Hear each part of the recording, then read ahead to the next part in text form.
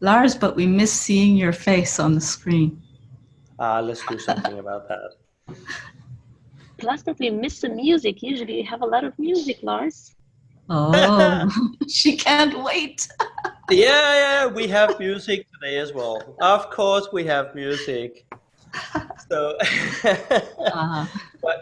but it always makes me cry a little bit, right? And I know Jabin feels the same way.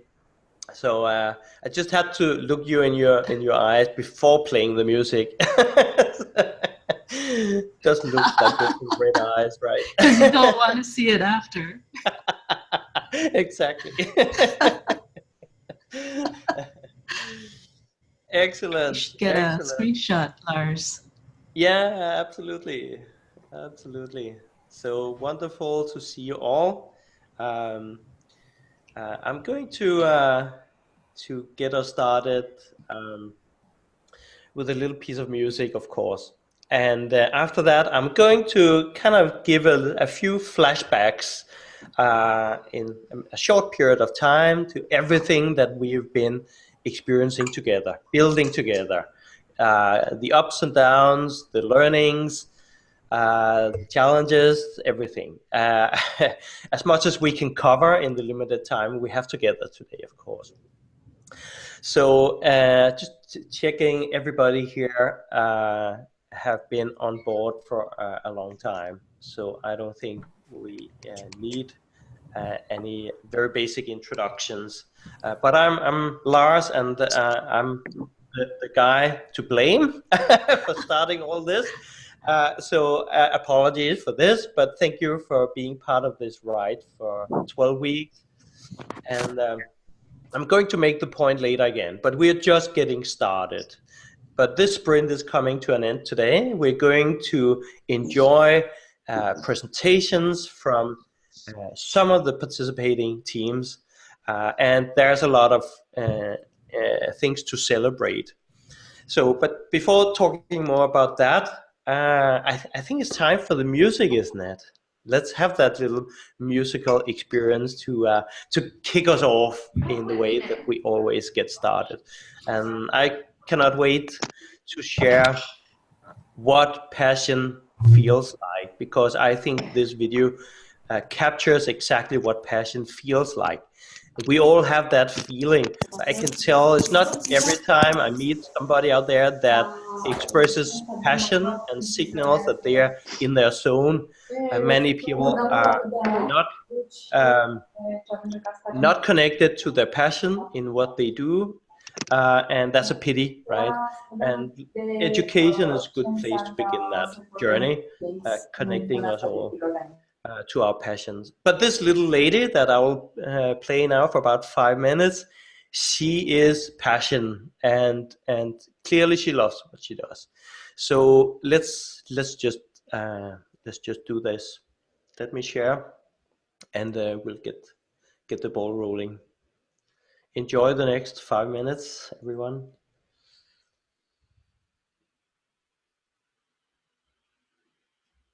This is Alma. Alma is a composer, a musician, and a magician, if you ask me. So here we go. This is your first time in America, right? Yes, well... In Los Angeles. It's my first time in Los Angeles, and I love it. You love it? Yes, everything is so huge, and the palm trees and olive trees, and lights shining brilliantly. And I love the popcorn, too. I never tasted it before. And also, everyone speaks in such a funny way. Yes. I find that, too. You've never had popcorn before? No, I haven't actually tasted it before. Oh, and you like it very much? I like it very much. Is it the plain popcorn or the caramel popcorn? What do you like? I'm not sure exactly what flavor it was, but it's white, and I like it very much. Oh. Yeah. You're marvelous. You're just marvelous. Okay, so how did you were 7 years old when the music started coming to you, and it was a dream at first, right? Well, yes, the beginning of my opera came as a dream. I dreamt that it was a beautiful piece by Mozart, which he had written.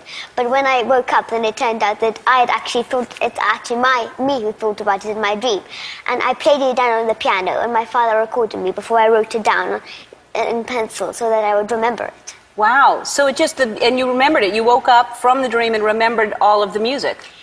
Well, you see, because I remembered it because it was so beautiful. Because lots of other, I wouldn't have remembered it if it wasn't particularly beautiful. Yeah. I have lots of other dreams, but none of them are particularly. Yeah. Well, no, that's amazing that you dreamt something and it just came to you. And then what else do you do to write? What inspires you to write music? Well, I have a special purple skipping rope which I dream along with it. And melodies pour into my head. Is it the one that's sitting over there? Yes. What do you do with it? What does that mean it helps you dream with it? You hold it or do you jump rope with it? No, this is how it is, and I just dream with it. I just wave it around and melodies pour into my head. You wave it around and melodies pour into your head? Well, usually, sometimes. I gotta get one of those. It'd be amazing. All right, and so you went from piano to violin, but when you write these beautiful operas, you write every instrument, right? Yes, I write the instruments, all the instruments for the orchestra. I write every part. Like what instruments? Piano, violin, what else? Well, it's not an extremely big orchestra. There are no tubas or anything. It's just strings. It's just violins and right. and violas and cellos. But there only is one timpani. Uh-huh. I don't know what that is. And you also draw, and you drew the cover of your CD right there. Yes, it's the cover. I drew it. It's me playing the violin. Yes, it is. Look at that. Yeah. That's amazing. You have a sunburn. Were you out in the sun before you? All right. So you're going to play the violin for us today. What song are you playing today? I'm playing the bee by Schubert. The violin is playing the buzzing of the bee. Right. Okay.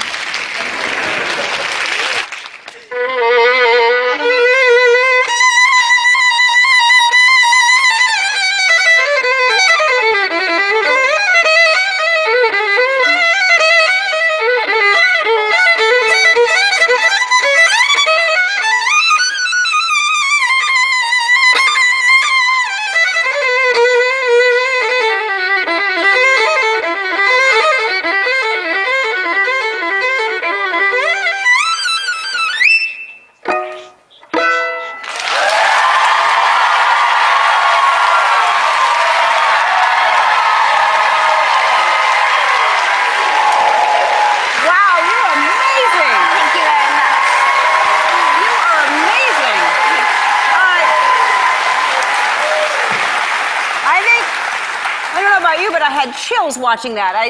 You can tell you're just watching someone who is so brilliant, and you're going to have an amazing future. You're incredible right now. So you have these, I wanted to give you an opportunity to have more magic come through. So I got you some more of these things you can swing around and, thank you. All right? Thank you very much. They may not be as good as that. No, I'm sorry. Okay. You want to trade? You can give me that, and I'll just give you those, and I'll take that, okay? No, I'm kidding. All right. All right. Alma's going to be back a little later in the show and play piano for us. We'll be right back.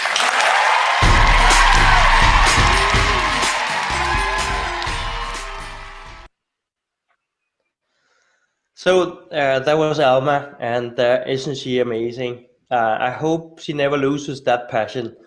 Certainly, I hope she doesn't have to follow class at her school all the time.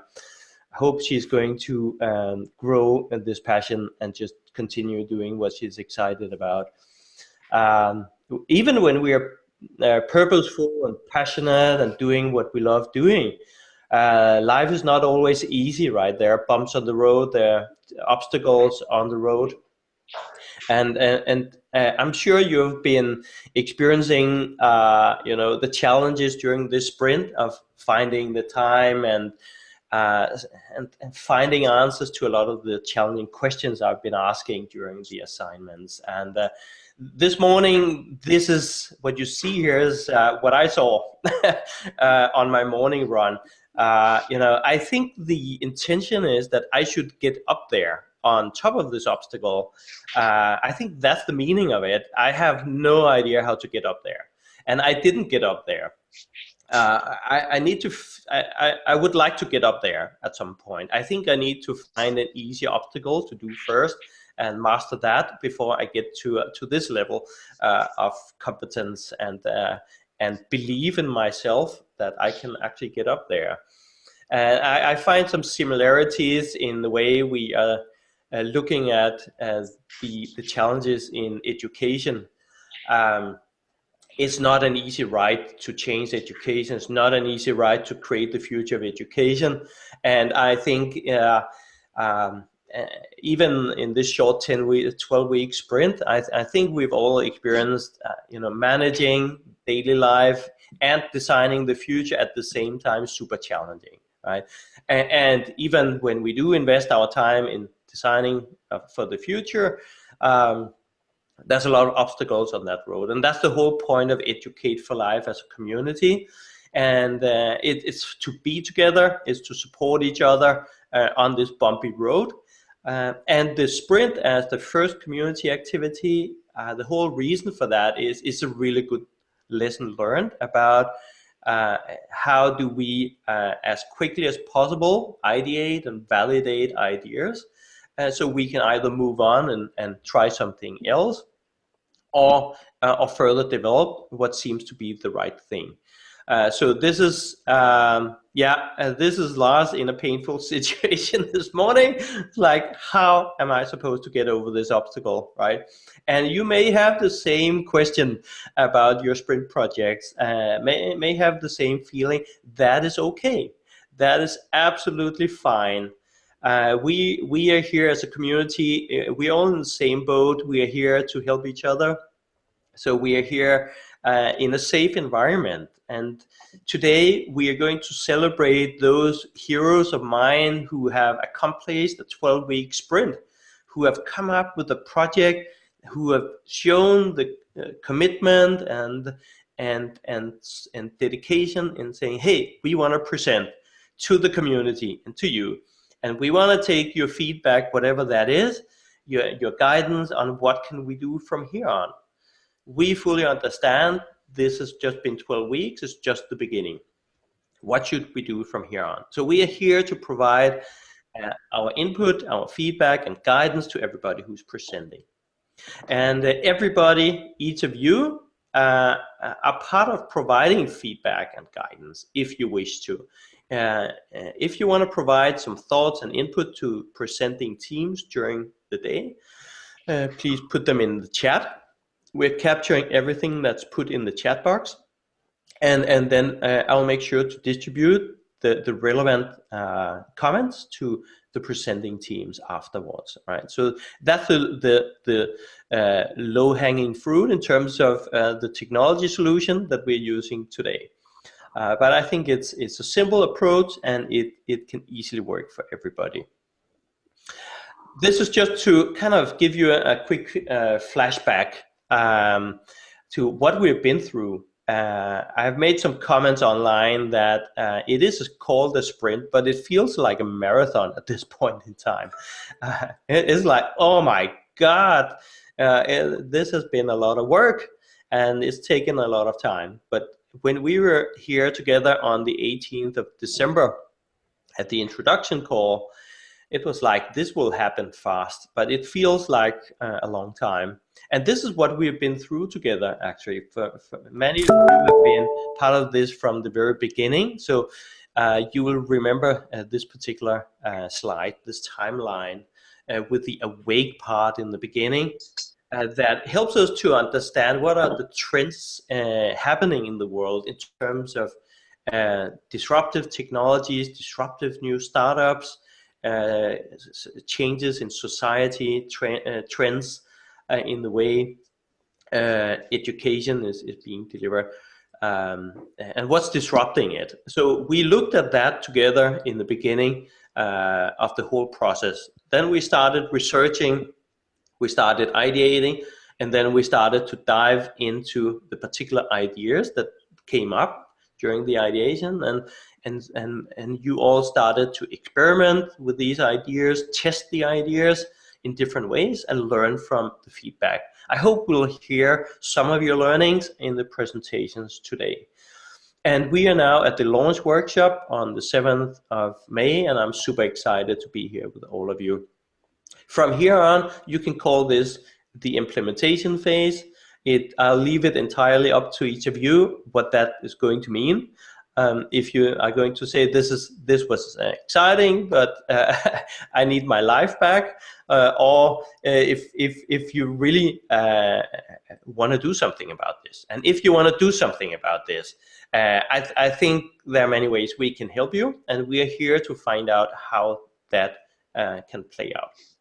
If you want to say I want my life back, then you will still be invited to all our community calls from here on, which can be about all sorts of educational topics that we are interested in discussing as a community. So just a few more flashbacks here to the 18th of December, where Raya Bichari from our academy joined us to inspire us, open our minds and understanding of what's the problem in the education space really, and what's the opportunity. Every major problem also represents a major opportunity. And we are here because we believe in the opportunity. We want to capture this opportunity. We want to change and fix the problem, right? So Raya captured so many inspiring bits and pieces of this and presented to us. And the recording is available to any of you who wants to relive this or watch the recording if you haven't seen it already. We also had Jerry, one of my partners in crime throughout this process, Jerry Mikalski, the brain, who were doing the first Jerry's Brain session during this period of time together with us. Super inspiring, and Jerry has been running every week his Jerry's Brain sessions with those of you who had the opportunity to join him. So first, I just want to make sure I remember to thank Jerry from my heart, and also Trey, who stepped in and said, hey, I want to do this with Jerry. Let's help the community members in any way we possibly can. And so they did. It's been fantastic. 23rd of January was a great opportunity to get us warmed up as a community prior to the sprint. So I invited Sean Hinton here from Skyhive. Sean talked us through finding purpose. Finding purpose is something close to all of us, at least now, after we have been experimenting with massive transformative purposes throughout the sprint. And Sean found his own purpose, and he told his personal story about this. And then he talked us through the hero's journey, which is unavoidable, the adventure of it, and how you go through the abyss before you get to your purpose. You can also watch this recording, and I highly recommend it. It's on our website under events. It's also in the assignments section, so I can help you with links to all of this.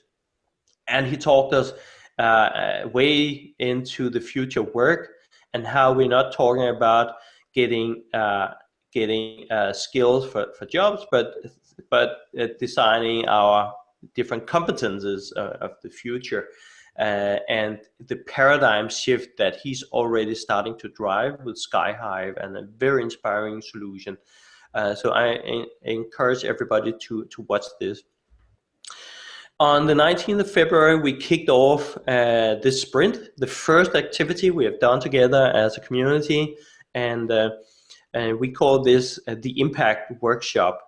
And we had Diana, who is also on the call here today. Diana from Future Station, and Diana has, since we started this Sprint also become an EXO ambassador in Romania, and she is such a resourceful and inspiring person to be with.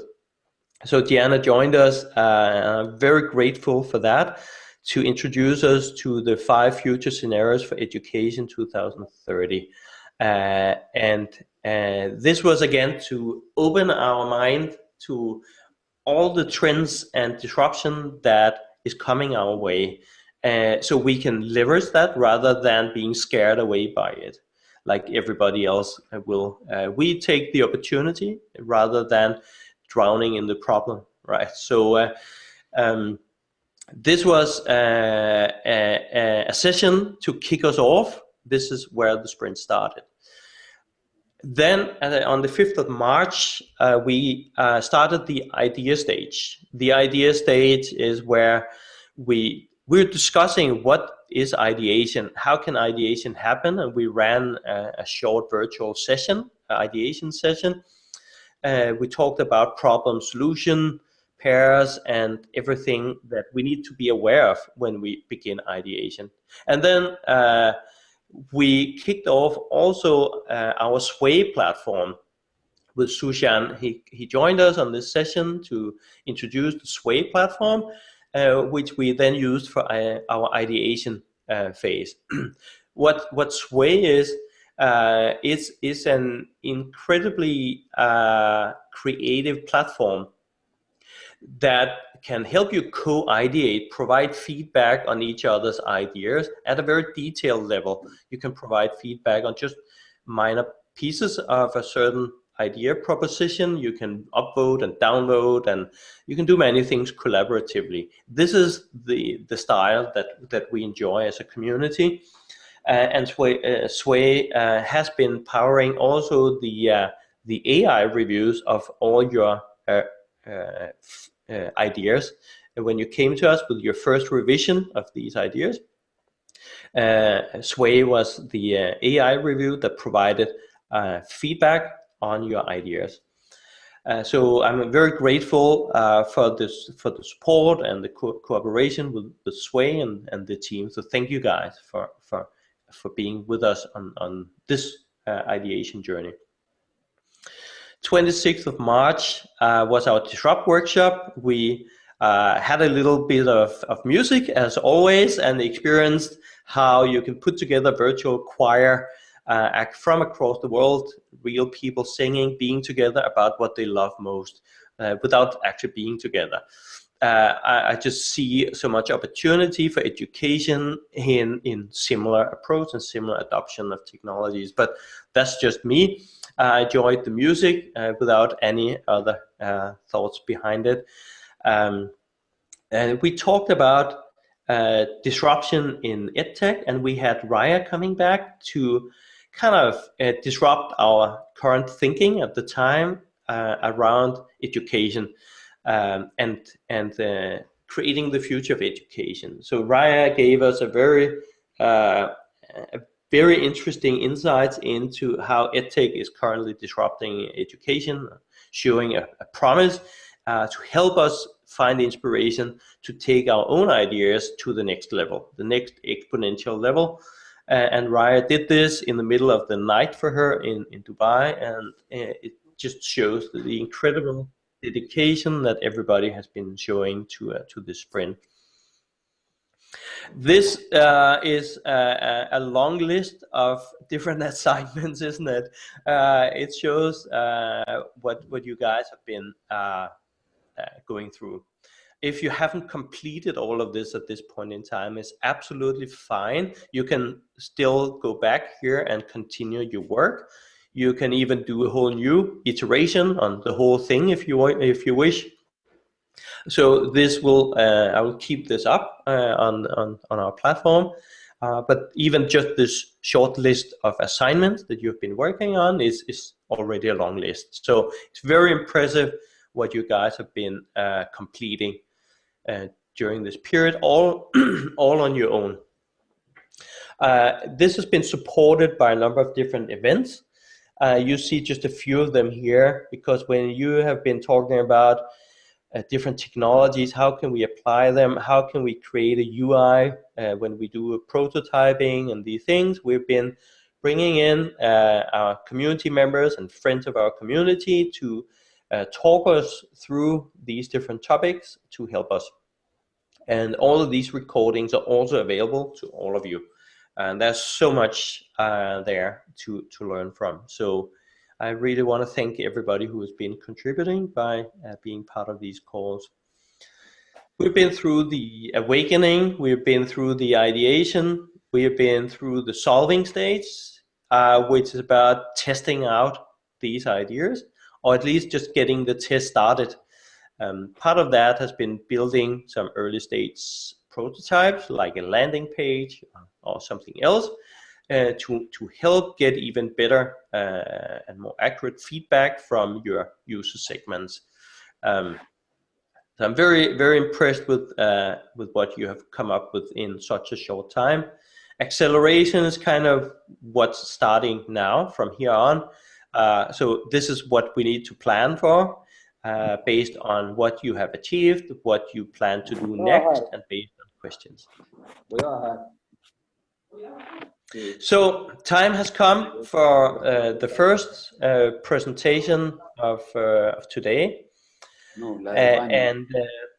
and it's time for me to stop sharing my screen in just a second and invite the first team Educatefor, to take the stage and present for 10 minutes. I'll just, however, first share with you a few game rules to help us stay on time and to help everybody have a good experience and give everybody time to present. So first of all, your presentations can only be maximum 10 minutes per team. When there's 2 minutes left, you will be hearing a bell like this.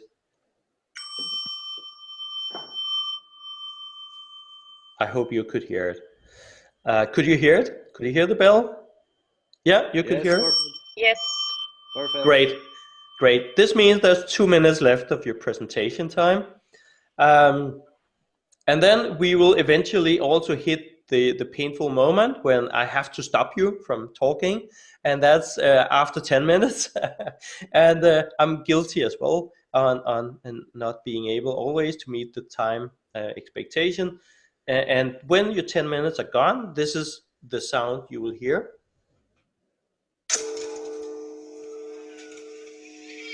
It's the gong. I hope you could hear it. Dong! Then eventually I might have to mute you to stop the presentation. Right? So stay within the 10 minutes. Then you will have 3. I need to stop this gong. Thank you.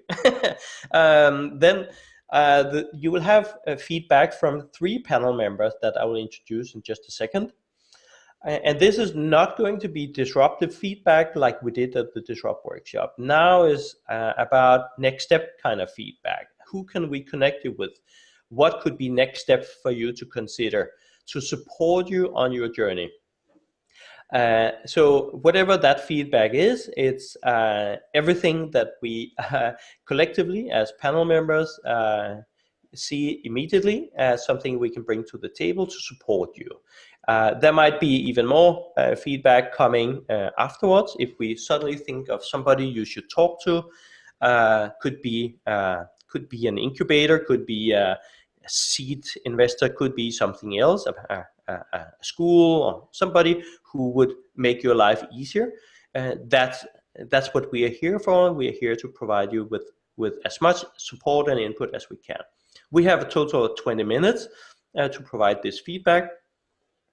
Everybody on the call, please provide your thoughts and inputs and ideas to the presentations using the chat. As I said, we are capturing the chat content, so feel free to push anything through that you think can be of value to the presenting teams. As I said, the presentations today are hopefully just the beginning of a much longer journey. And the community is here to support you on that journey. Again, when you hear the bell sound, you have 2 minutes left of your presentation time, and the gong is when the 10 minutes are done. These are the simple game rules for today. And the panel members to provide feedback to you today is, first of all, Jabin. Jabin, Executive Director of the Fast Track Institute, an immensely fantastic person to be with and knowledgeable in so many areas. She's probably my mentor more than anyone else, and has also been sponsoring our sprint here. So thank you, Jabin, both for the support from the beginning through the sprint and to now, and for being here today to help us. Thank you, Lars. Thank you so much, Lars. It's an honor. Thank you, Jabin. Wonderful. And also Jerry. Jerry,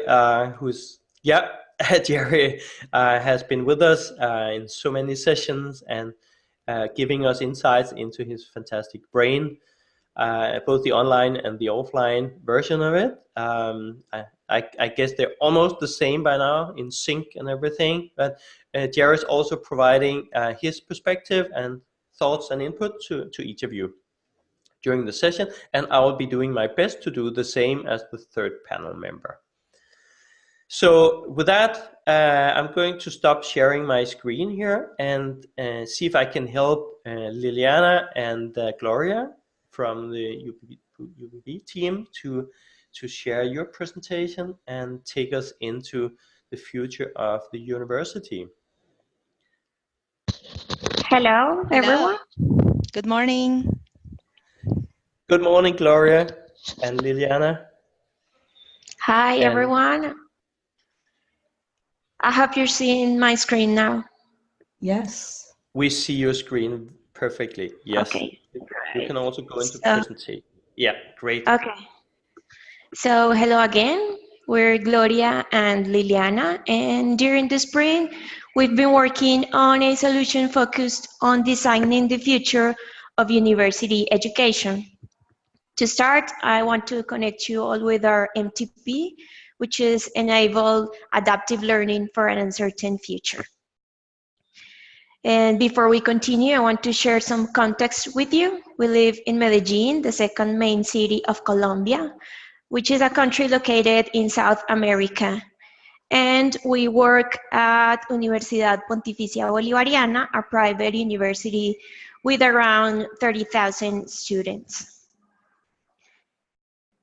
Now let's see a short video that explains the current problem we identified. Really sorry for the airplane that it's passing by. We have an airport close. So I'm gonna show you a short video that explains the current problem we identified related to higher education and what is our proposal to fix it. Automation is here, and faster than ever, technology is making a revolution in the job marketplace. New skill sets are demanded and roles are changing. But so far, universities and companies are having trouble identifying the capabilities and competencies required for the future. University teachers are still teaching with traditional methodologies and don't know how to create engaging learning experiences for the 21st century learners. And there's more. It takes too long to obtain a professional degree. So, how can we be prepared for scenarios, jobs, and problems that don't exist yet or we're not aware of?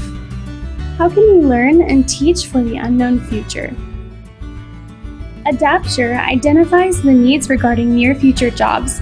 It helps you identify the strengths you already have and expand them based on your learning style. It also recommends new skills to acquire. Our unique AI-powered model will constantly update your learning path based on the changes of the environment. Welcome to a full adaptive learning experience. Get personalized suggestions for what you need to learn and how you prefer to do it, according to your motivations, hobbies, and workforce trends. Because no matter where you are or how far you've come, lifelong learning is the best decision you can make. Adapture, Enable adaptive learning for an uncertain future.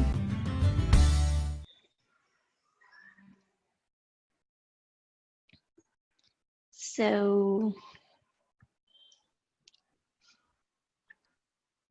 and now let's see a bit of their prototype so I can show you Adapture's main features and what it makes it different from any other adaptive platforms. So Adapture uses technology to identify which capabilities and competencies the student requires for the job market of the near or long future. And here comes our special differences. It's unique because it first focuses on identify the motivations and hobbies of the student. And then, based on those motivations and hobbies, uses adaptive learning methodology to make personalized suggestions for what the student needs in the way they prefer to learn. And it also connects the student with the business world using the data gathered previously in the learning process and suggesting job offers that fits to their profile. But it doesn't end there. Adapture provides a lifelong learning experience because it keeps updating the learning path as the future keeps changing.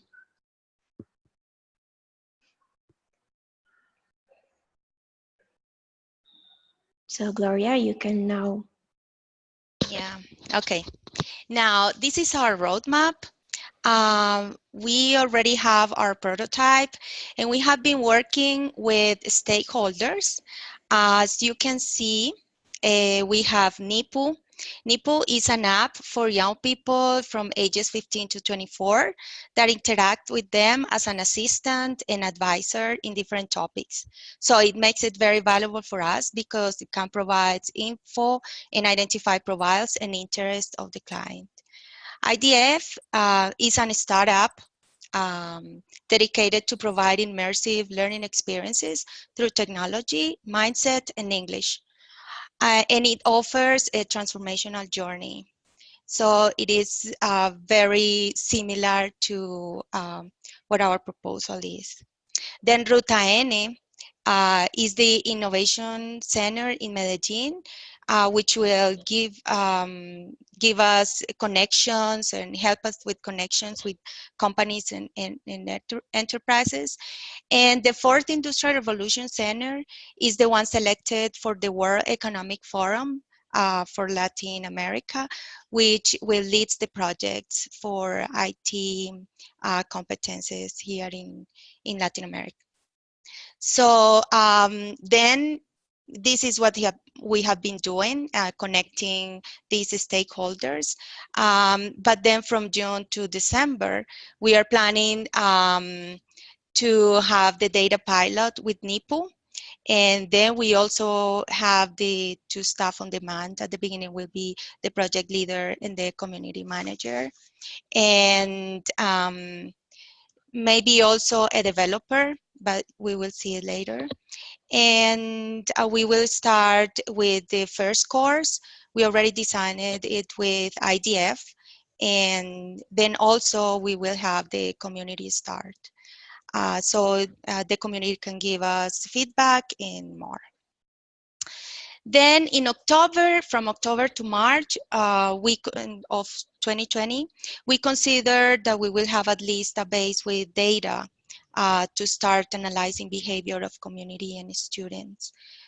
Meanwhile, we will have new courses designed, as you can see, so more offer according to the analysis that we have been doing from the city and the country and all the needs. Then, of course, our main point is to collect data so we can continue developing, bringing different profiles, being all visualizing the world, what is happening around the world with the technology, so we can start developing the AI and everything that we need so we can go back to the cycle and begin with all the information. Go, Lily, please. Thank you. Then about our business proposal, we have been working on it. We need to go deeper, but this is like the first draft that we have. So at the beginning, you can see that we will need maybe $50,000 to start with the data gathering and profiling, the courses design, the staff on demand, the project leader, the community manager, and the software developer, and the platforms that we are going to use. And of course, the most important thing is our products that are related to the student's journey, which a person from the community that is in the community could pay $50 per year and can have their own profile according to his or her info provided and the test taken. So if the client takes a course, which is around $400, will obtain a competence certification and will be automatically impact in their profile and send the impact or the new profile to his or her profile and send the possible opportunities with the industry and the possible jobs in the country or around the world. And also could be opportunities for entrepreneurship. For companies, we can also offer talent profiles. We will know when the students are ready or have acquired different competencies.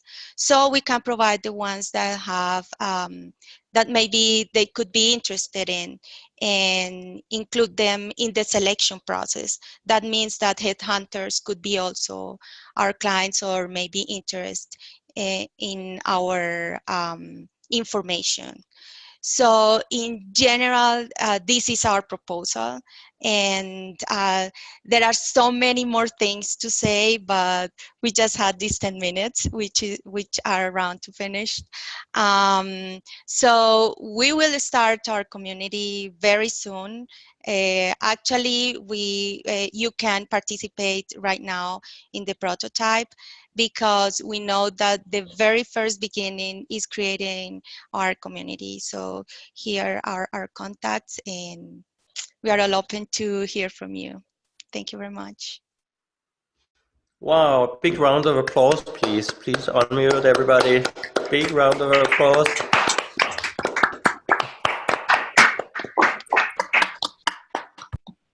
Thank you so much, team. Wonderful presentation. I want to hand over first to Jabin to first give her feedback, then Jerry, and then myself last. So, Thank Jabin. you, Lars. Am I also allowed to ask questions, or should we save that? You can also ask questions. Okay. Yeah. Okay. I was blown away. It's so amazing. It's just, how soon can we do this? That's what I'm thinking. This is really, really awesome. Very impressed, Gloria, Liliana. I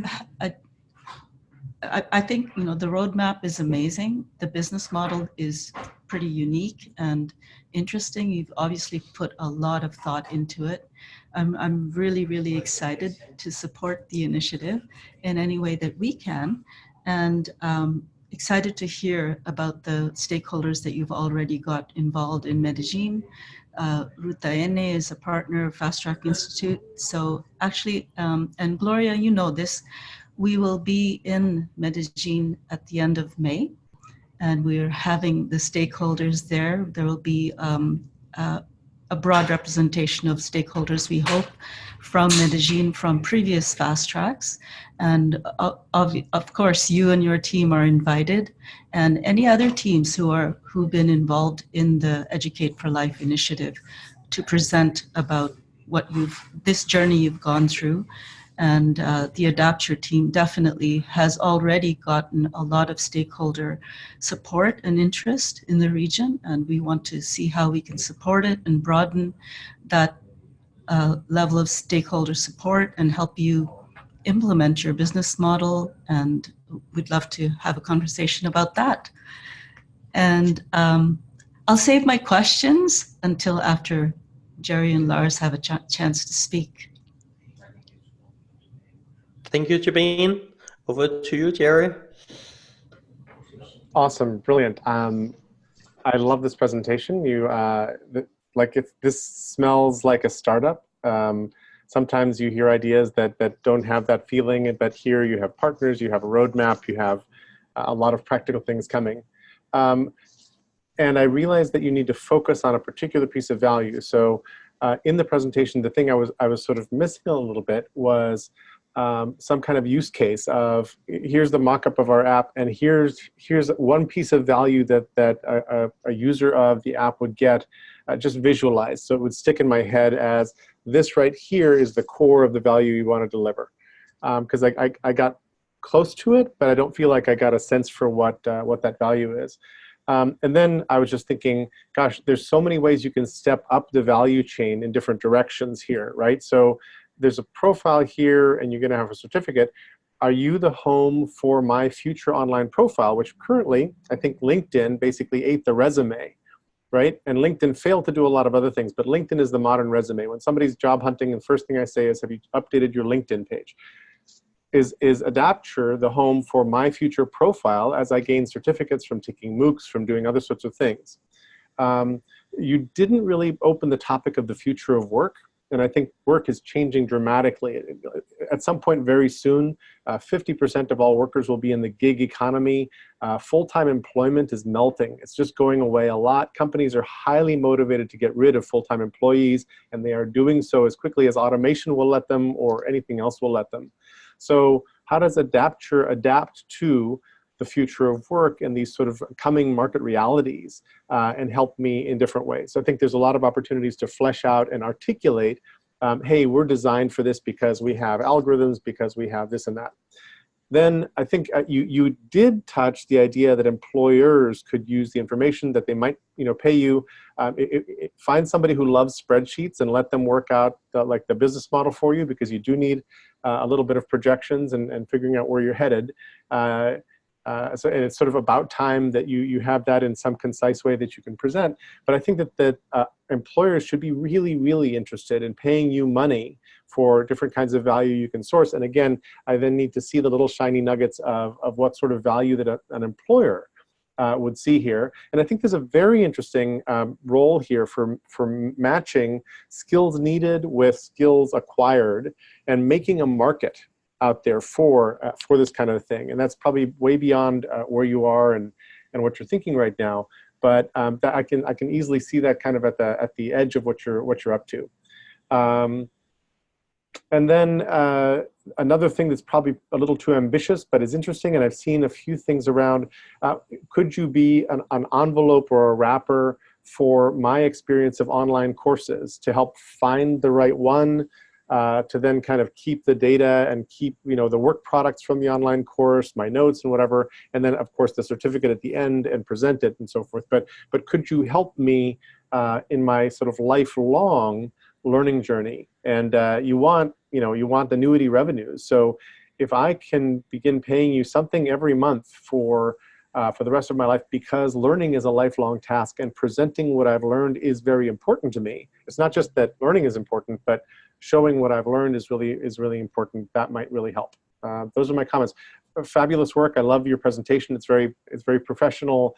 You don't have too many words on the screens, and your presenting style is lovely. So I got what you were saying. Thank you, Jerry. Really appreciate it. Very good comments. Thank you, Jerry. I'll keep it short for my part. I already took too much talking time in the beginning, but I will certainly be more than happy to provide additional feedback and thoughts after this session to all the teams, right? So it doesn't stop here. But I wanted to, first of all, say I'm super impressed. I've been following your sprint closely, and every time I see what you're working on, it's just developed exponentially, literally. And what I saw today was just so advanced compared to the last time we spoke. But I understood your model all the way through the sprint, your idea, and now I think you came up with a really good presentation here, nicely presented, easily understandable. I agree with Jerry's point that it's a very interesting opportunity to target the businesses out there, and I know they are a very important segment for you and your university.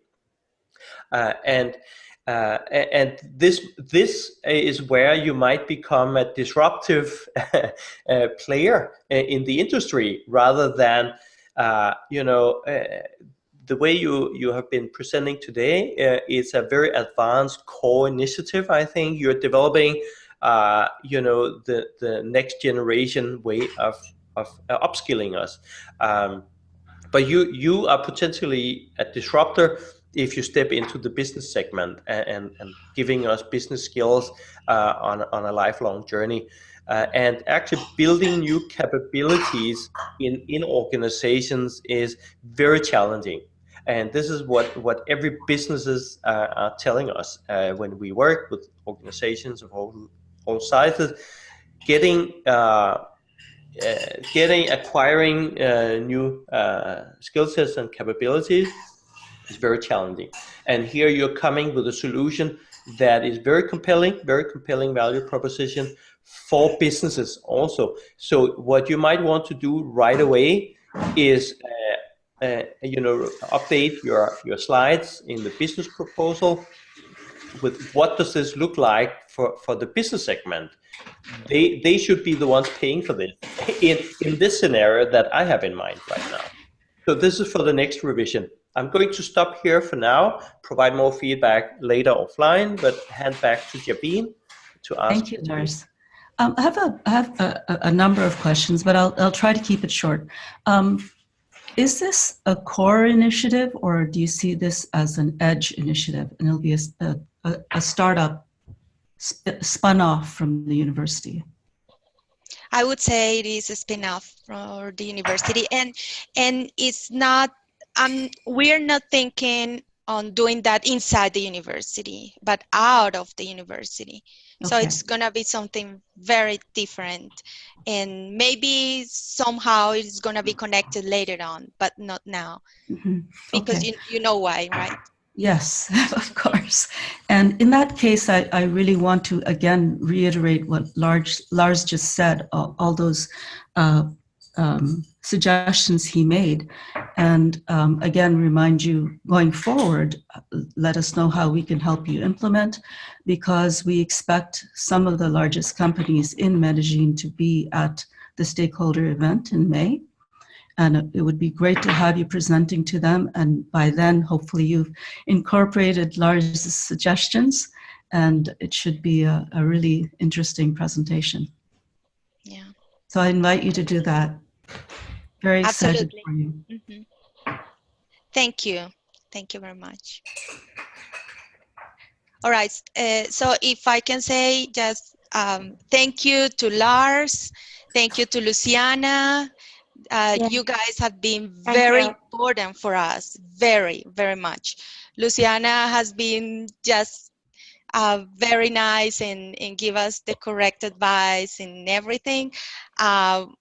We just needed more time, but we think we are on the right way, and we know this is going to be very important for universities, not only for our university, but it is a way to show how different the education can be, and how it can impact, and how we can work with companies. Thank you, Jabine and Maria Jose, for the contact, for being all the time there, that we could finish this. And also, of course, the university has been very important. At the beginning, we started with Jackson and Juan Carlos, and of course, we are going to continue working all together. And for the city, it's going to be very good. So I hope, and thank you for the recommendations. We know that we can go deeper. Luciana was telling us, saying we need to go farther, but let's just show what we have so far. And this is just the very beginning. So thank you very much. A big congratulations to the team. Wonderful job.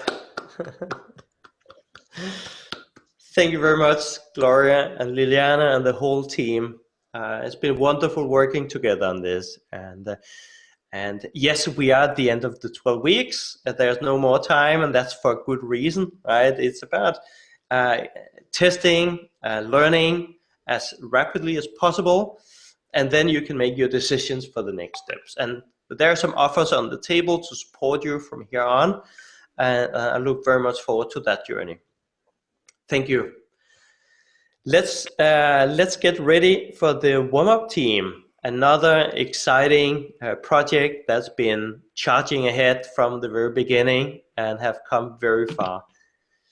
Sí, febrero y marzo tuvimos lanzamiento del S10.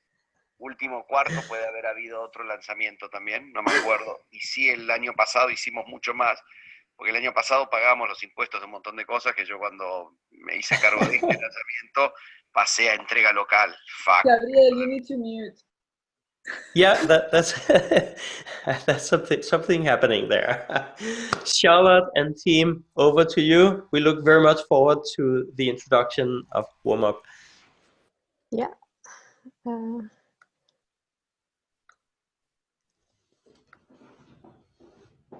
So, can you see my presentation?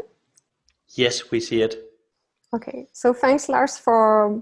First of all, a big thank you from the WOPUP team to organizing this amazing sprint. We learned a lot. It has been an exponential learning experience. So thank you for providing that to us. So let's start about the presentation. So hi everyone, my name is Charlotte Wieder, and today I'm happy to present you WOMUP, which is an amazing team and an amazing sprint, and we are very happy to present you that. So before to start, I wanted to ask you a question. Have you ever dreamed of having a bit more of time in your day to do and focus on what really matters to you? And if the answer is yes, maybe you're closely connected with the user we would like to support in this project. So first I will introduce you to the team. So I've been working with an amazing team. I just moved all the videos. So I've been working with Sophie from Melbourne, Magdalena based in Miami, and Elena based in Copenhagen. And we are an intentional team, and we were really willing to empower other women. And we have been bringing some perspective from our previous experiences with Google, UN, Lego, inclusive microfinance, and all of that. So if we move to the key users, actually, like I'm very in love with Morocco. My first idea was to empower women from Morocco. And when you look at rural villages, usually there's something like 70% of women that are illiterate. It's too much. When you look at big cities, it's not the case. So I was like, how we could support these women in rural villages. Let's look at Jamila. She dropped school at 12 years old. She worked 12 hours of unpaid work per day for something like $2.55 US. And actually, there's not one Jamila. There's billions of Jamilas in the world in other countries. So we were like, oh, great. We will support them in providing some ways to learn how and study and launch their business. But what we realized with the WOMUP team is like, these women, they have no time to study. At the end of the day, they are just exhausted. So we were like, we need to be innovative on that. And now the goal of WOMUP is to help this woman to gain 60 minutes a day for self-development. If they can save this time, then they will have time to study. So how we will do that? Actually, we have a magic wand, which is our MTP. We would like to leverage technology for a more connected, prosperous global village. And how we will do that? So we will provide, the starting point will be to provide a free phone to this woman with a magic app, of course, WOMUP. And the phone will be a magic thing, actually, and I will explain you everything. So WOMUP, we would like to be an EdTech social good community to leverage technology for a more prosperous global village. what we would like to do, we would like to provide this phone with this app through local NGOs that are already working in close collaboration with this woman. We would like this NGO to provide the phone to this woman. And then the woman will be able to do their daily life as usually, business as usual. But the phone will act as a sensor, and we'll be able to capture many data like kilometers per day, GPS information, active time, type of activity performed during the day, like fetching wood, taking care of the cows, or whatever. All this data will move to a platform that will be displayed on dashboards. And through this dashboard, we will involve data scientists, but also the social good community that will be able to analyze this data and make some recommendation on how this woman could save some time in their day by doing things differently. And this recommendation will be displayed on a platform where maybe the social good community could start to talk with this woman, and the woman could answer in their native language through voice messages. We could have some translation services to create a connection between social good community and woman. And then the woman will be able to implement some experiments to try to save some time. And we do again the life cycle to monitor if there was a real gain in doing that. And hopefully they will gain this 60 minutes per day. So our roadmap, the first 6 months, we would like to launch a pilot in Morocco. Why? Because we want to learn by doing. So how we will get ready for these pilots? First, we need to prepare everything. So we need to raise some funding. We need to get some partnerships with local NGOs, finding a village where we could do the pilots. And we also need, from a technical point of view, to develop the app and the platform, something that is working well enough, like an MVP, to be able to test it during our pilot. For the launch, we would like to find 70 women that accept to sign up for WOMUP, and we will launch a campaign with the social good community to attract some people, where the key claim will be spend your life on what matters. From that, the women will carry their phone with them during, let's say, a month to capture some data, and then we will be able to send this data to the platform and make some analysis in order that the social good committee be able to make some recommendation. I'm sure that from these 6 months, we will learn so much that maybe we will have a completely different idea about WOMUP, but that's the idea. We want to be data-driven, innovation, and empower women to lift them up. So the 3 years roadmap. The first year, we will help this woman to save some time. And we target something like 300 plus women in 3 different villages.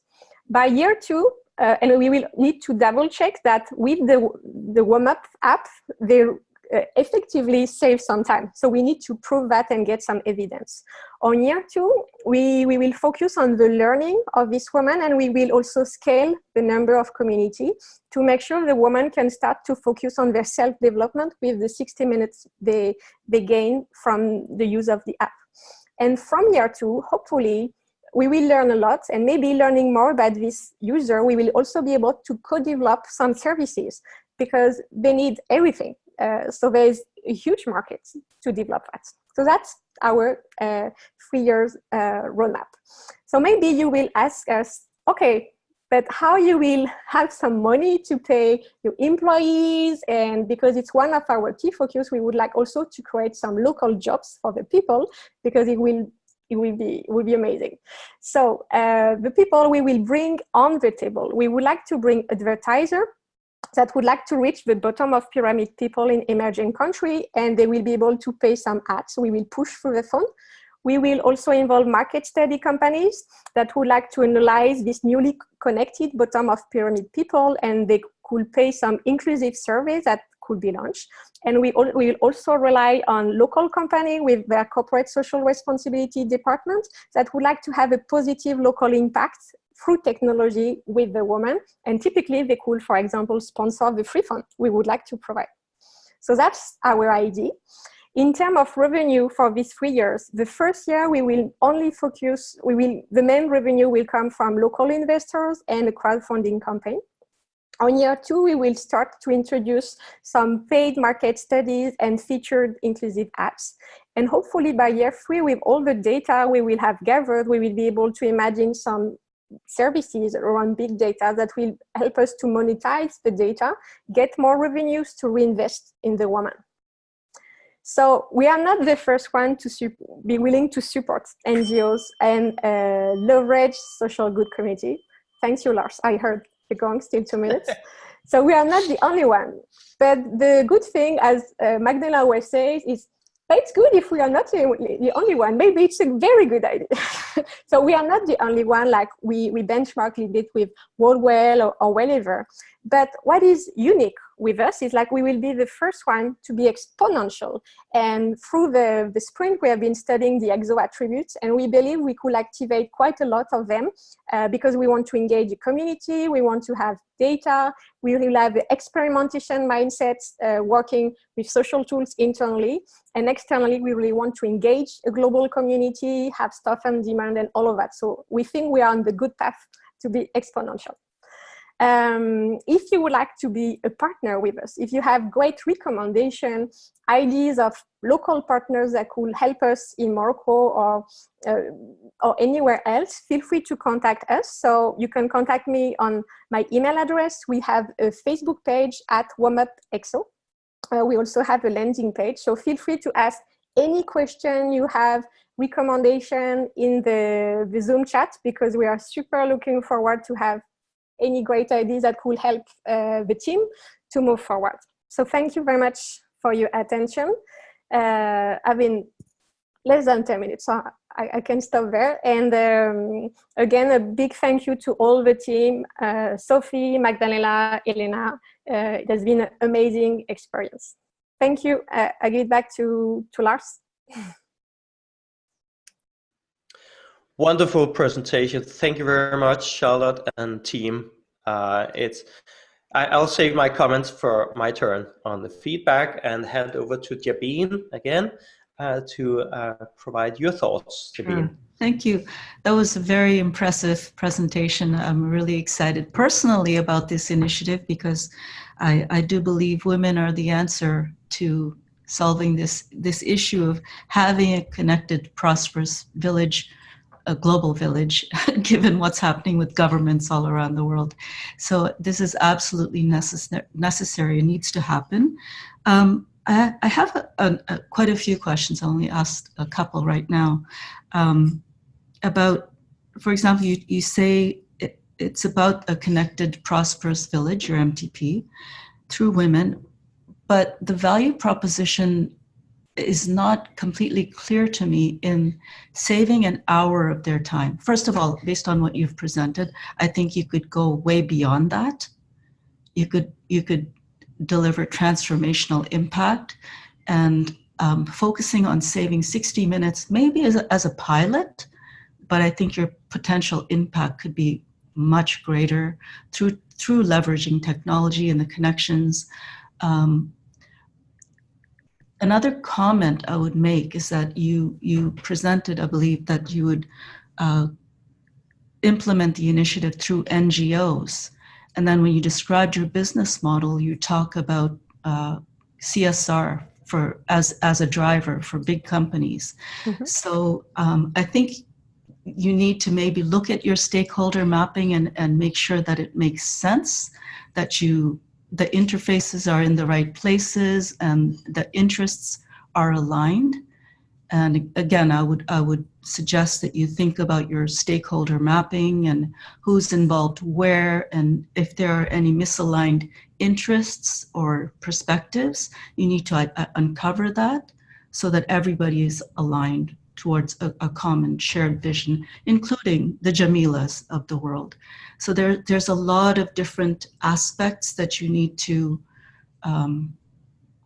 integrate and align in order to be successful. And a lot of NGOs will go in and try initiatives and they fail because they don't take into account the need for not just CSR in the form of philanthropy, but in terms of empowering the women through entrepreneurship and taking ownership of solving the quality of life problems of their communities.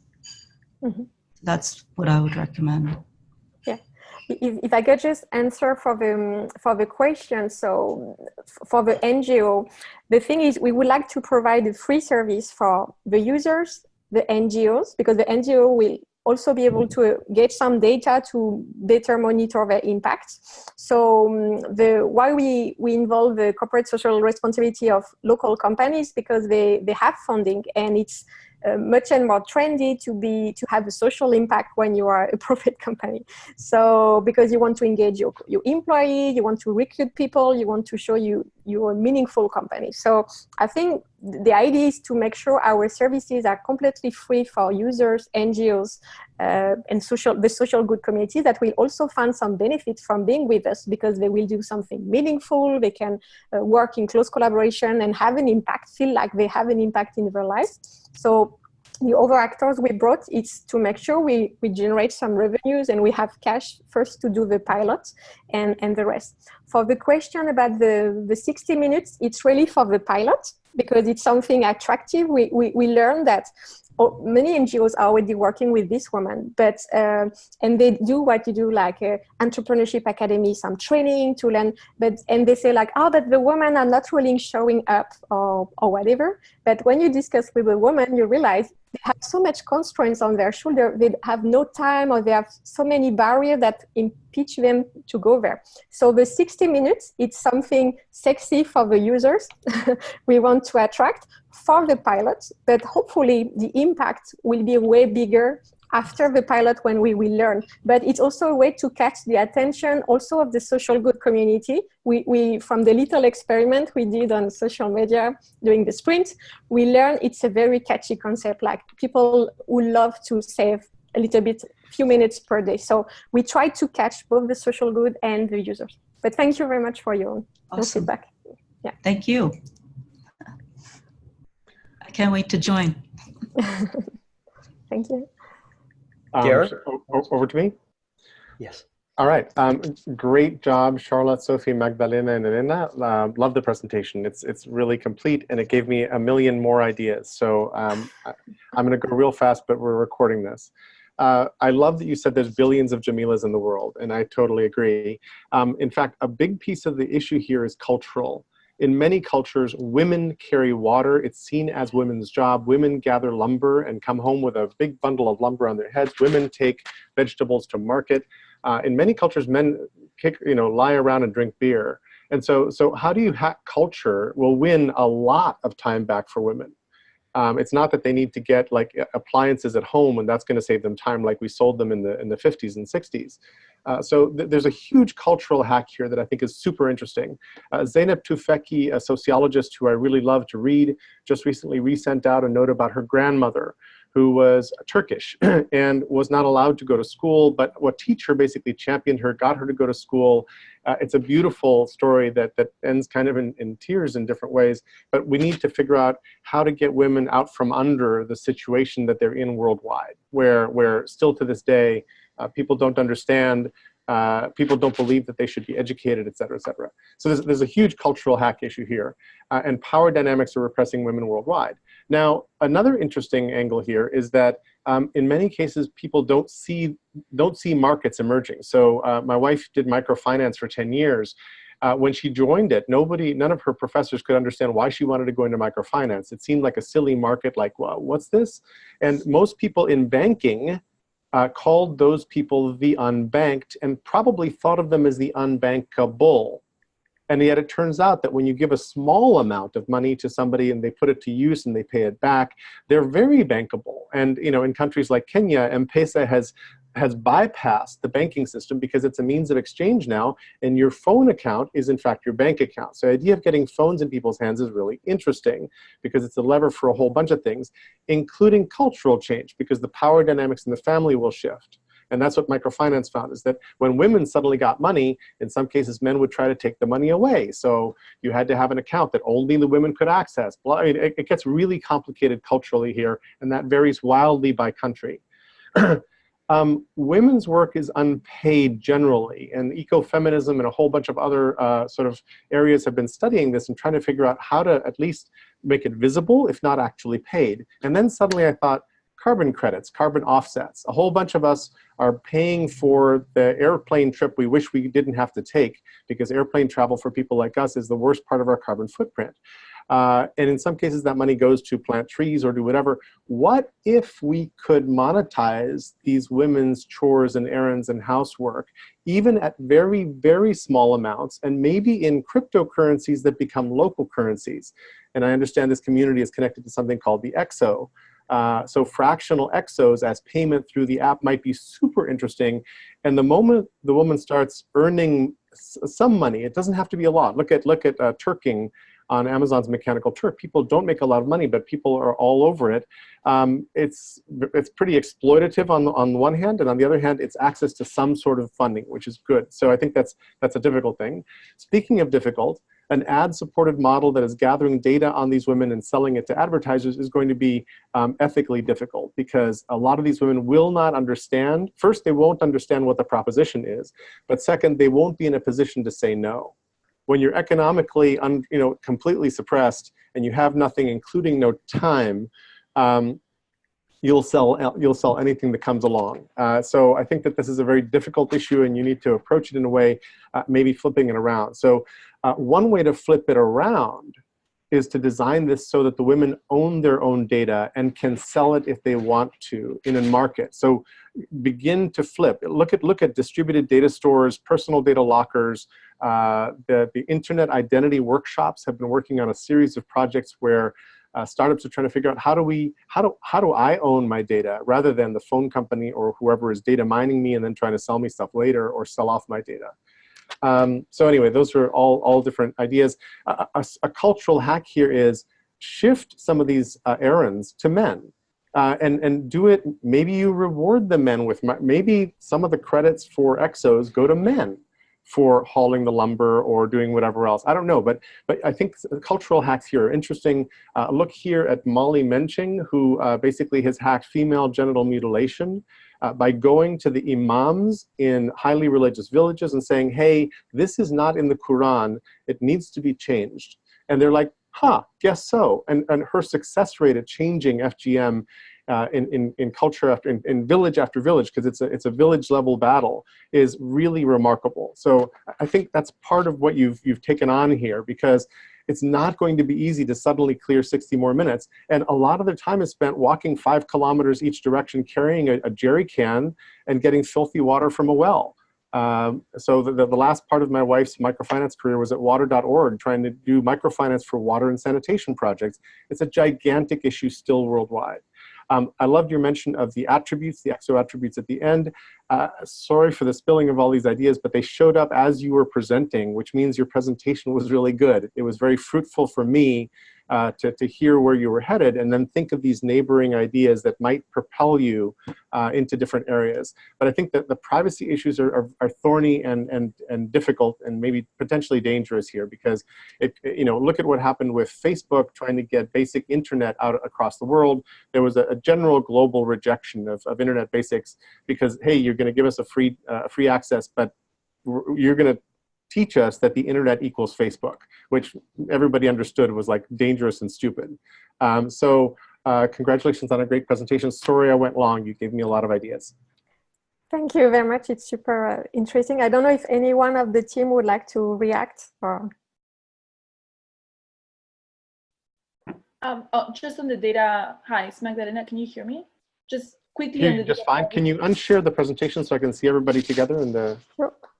Just on data privacy, we know it's a big issue, and that is something that we were thinking as year 2 and year 3 to give us time to think of an ethically way to do it, a way that would be aligned with our MTP. So that is acknowledging that is going to be really hard. The problem is that how you come out of the chutes is how it's going to stay for a while, because that will fund you, that will set the precedent, people will, that will be in the app, buried in the app, in the software that you have written. So you kind of have to conquer that before you go out of the chutes. And you have an opportunity to be pioneering in the space. So think of how early microfinance created a market. And so look at the distributed data store and the selling of data as a possibility. You might actually be the pioneers for doing that in the marketplace, which is super interesting. Yeah. And maybe just to think about this data monetization, what we wanted to do was to leapfrog the issue, like this woman, they are not able to read or whatever. So we were like thinking, okay, if we develop an app, they will not be able to use it because they don't know how to read. So then Magdalena brought this crazy idea of asking them to wear a camera on their face. And we tested the concept with people and then realized, okay, socially, culturally, maybe will not be accepted. And then realized, oh, but by the way, the phone is a sensor. We can use it to capture some data. So it's where we have been. And then we said that, by the way, this data can be monetized. And when we discussed with local partners already, there was the same reaction as you, but oh, but it's ethically touchy. So we need to think about that. And also the original idea was to leverage the cultural heritage for a more prosperous global village. And we have been looking at not competitors, but existing initiative. And for example, there's a local initiative called the ANU. They develop an inclusive app where the woman can make picture of the local handcraft they are doing, and they are selling it on a global market. And it was the original idea we had. So then we had to reinvent ourselves because we discovered, okay, we are not at all the first one to have this idea. We need to go through this data, sensors, monetization. But it's still a long journey to see where we can land. Yeah. But thank you for your feedback.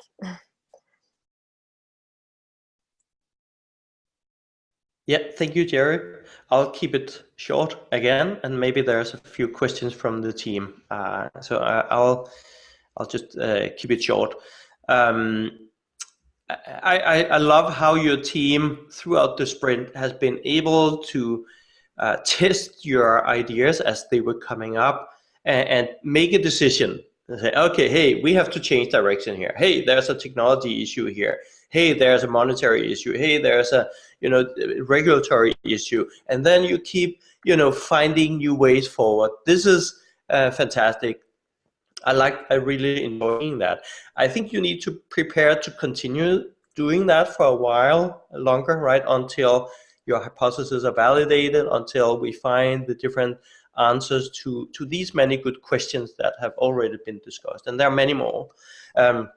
So my first input would be to your 6-month roadmap to specifically mention community building as one of your key priorities in the very beginning, because it doesn't cost anything, because it can be done with little or no technology. Simple technologies like we're using at Educate4Life, or even more simple. So because it's easy for you, I'm very sure to attract a lot of good people around this purpose. I have no question around that. What you need to do is be able to welcome everybody in a way that you can continue to collaborate on your ideation, on your validation of the different hypotheses. So you have time to keep evolving until you have validated and are ready to make the necessary decision. So focus on community building in the beginning, because it doesn't cost anything, and it might be needed to do the fundraising, regardless of whether you crowdfund or find some deep pocket somewhere. You probably need to have the community in place, and that is also where you do your ideation and your validation. Then I also got a ton of ideas, like Jerry, when you were presenting. And by the way, a wonderful presentation. Yeah. My thinking was, as a part of potentially funding your initiative through crowdfunding, so why don't we donate 60 minutes, each of us? And that 60 minutes would have some kind of monetary value. So rather than supporting another great cause, I can support this initiative because I love it and I want to support it. I can give something equivalent to 60 minutes of my time to this initiative. That can fund, I think, that can fund 60 minutes of time for a woman who needs this. And also because I agree to one of Jerry's points, I agree to all of Jerry's points, but the one I'm talking about here is specifically, I don't think all women actually have the ability to take out time for themselves necessarily. even they want to, and even they understand how important it is, they may not be able to. There might be some extra support needed that cost money.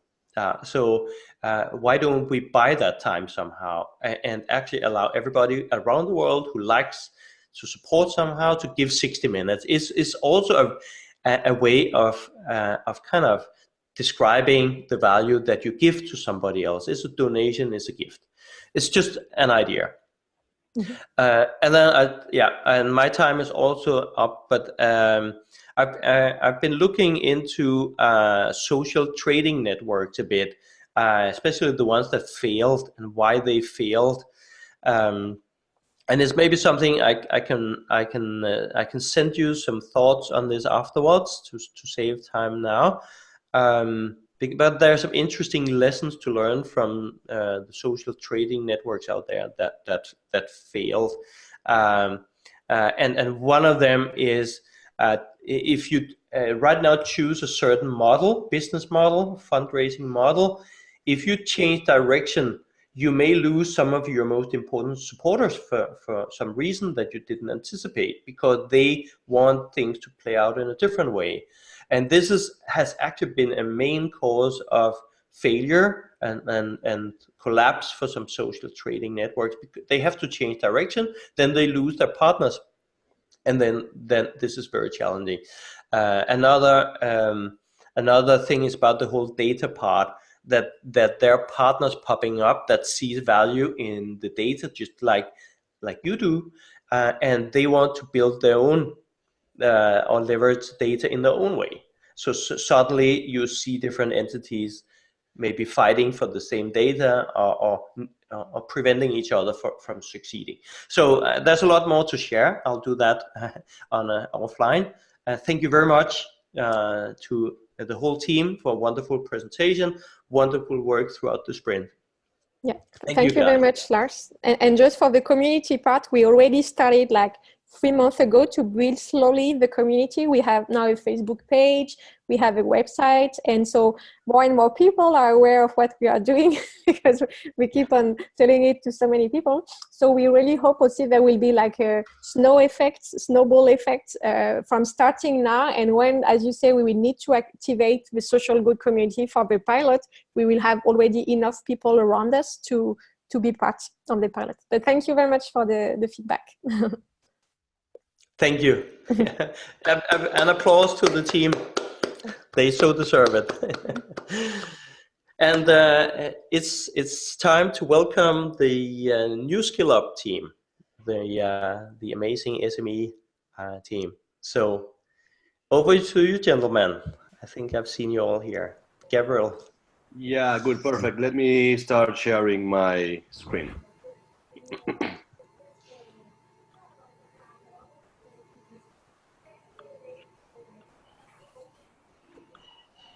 So you can all see my screen now? Yes, we see Good. it. Thank you. Okay, so Klaus, you want to start? Yes. Hello, everybody. Can you hear me? Yes, we hear you, Klaus. Okay. We are Gabriel, Peter, and Klaus. And thanks to Lars and all others who have helped us along the way, we are very grateful for this project. It's very interesting. We would like to start with a small video.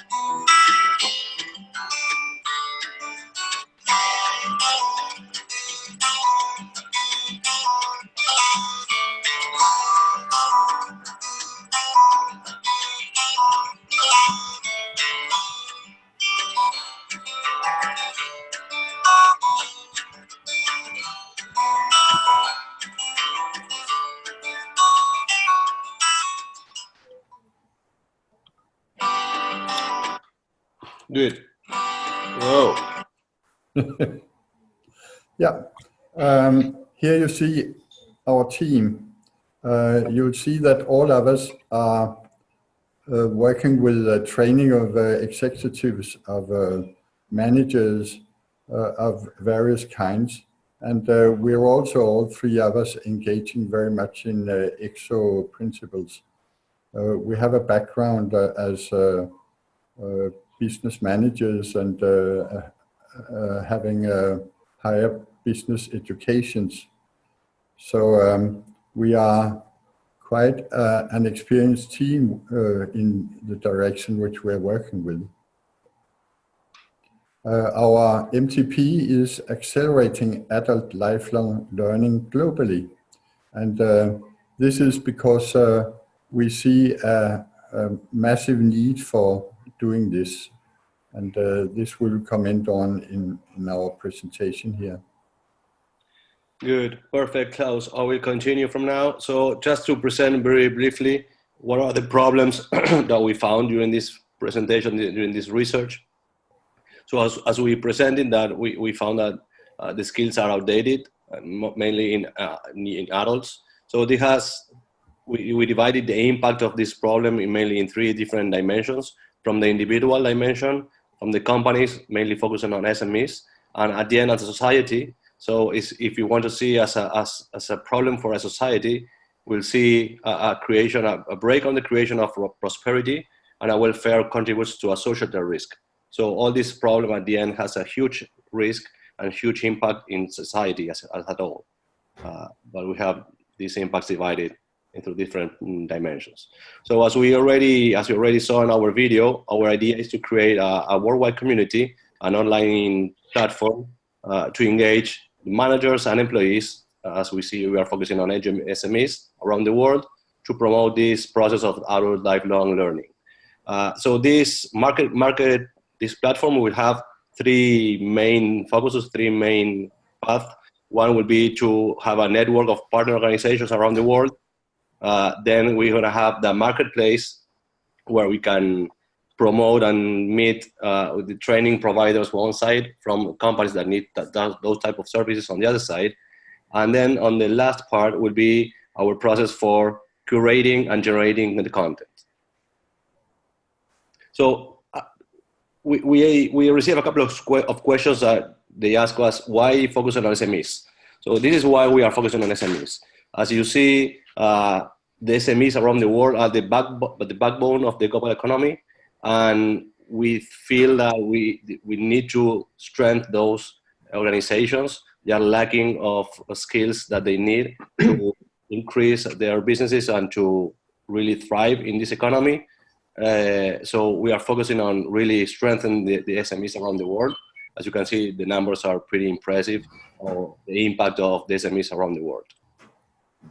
And just like a work in progress, our business model, we present and we decide to have these 2 main revenues streams of income. So on one side, as I mentioned, we're going to have a marketplace in place, and we're going to have a membership fee. So the idea is just to have these first membership fees for managers and owners of companies, of SMEs. Then we have some for the employees, going to be free. And for the training and service providers, that there are companies that are willing to present their services for these companies, there's going to be another price. That's going to be the membership. And then as a marketplace, as a regular marketplace, we're going to charge a commission for every transaction and every program is sold using our marketplace. So these are our main 2 strategies to monetize our project. Peter, if you want to continue, please. Will do, yeah. Thanks, Gabriel and Klaus. And in order to achieve this, it's certainly our aim to work with EXO technologies, and we have tried to use the EXO Canvas to look into what type of technologies we think we would apply. And given the fact that we need lots of people to join us in a community, our first task, we think, is to establish a community. This is, of course, one of the also EXO tools, and engagement follows with that. But on the other hand, with a community of very diverse persons in globally situated, we need to have some good interfaces, good ways of getting all the interaction to work out. We need to realize that there will be a lot of autonomy in place, and we still don't know exactly how this is going to map out. So experimentation will need to be part of the organization structure. And also different kinds of social technologies will be applied. With all this complexity in working towards our goal, we certainly need some very strong and good dashboards. And I did hear the bell. Thanks, Lars. And so we need to set up dashboards that shows us sort of in real time how we're progressing in getting to our goal. So our first task in the community establishing is to find out who will help us, who will be pioneers, what training material is already available that is suitable for SMEs, what are the biggest challenges that are particular to SMEs, and how do they want to be trained, and how should we organize ourselves. So we did actually do an EXO test, and we had a very high score, which just goes to show that we are very ambitious in terms of using exponential technologies. Also, we have tried a little survey we have sent out to a number of you guys, but also in our network, a survey directed towards people with an EdTech background and also to people that are SME managers, asking them different kinds of questions. Also, if they wanted to participate in our community and in what roles they wanted to contribute. And it seemed that there was quite an interest, at least in the group of people that we reach out to. So we will work on that, and our road ahead will then be to start getting some people, more people to sign up. And we have a landing page for that. We had the video that you saw before. And we have already had a few signups, and we will reach out to each and every one of those signups shortly. And so our next big task is to start getting the community rolling to work towards our common goal. And that leaves me with 10 seconds. So just thank you, Lars and team, everyone. It's been a great pleasure working with you. Hope to continue some work with you. Thank you. Thank you very much. And you guys are amazing on keeping time. I don't even get to play the gong sound today. That's fantastic. So over to you, Jabin, for the first round of comments. Yeah, I've been thinking about it a lot. So many questions related to SMEs, and there's a huge need, as you guys have identified. I mean, our world depends on SMEs. 95% of all companies collectively are SMEs. But as I'm thinking of SMEs, I keep thinking, what is in it? What are they getting out of this platform? And I think of the need for SMEs for scale up. And when you think about scale up, that's how to scale up a business is important to any business, whether you're a startup or an SME or a large company. It's like, how do we scale up to the next level, next level, next level? And some of the things, the needs that they would have is to, for example, how do we manage our global supply chain? Or how do we create a global supply chain? How do we manage regulatory compliance? How do we manage integrating our quality system, our health and safety system, our environmental management systems?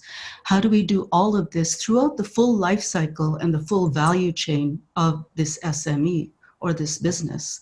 So I'm thinking that it would be useful for you to, first of all, see what the competition is doing. And I think you've probably done that, and you've identified what your points of differentiation are.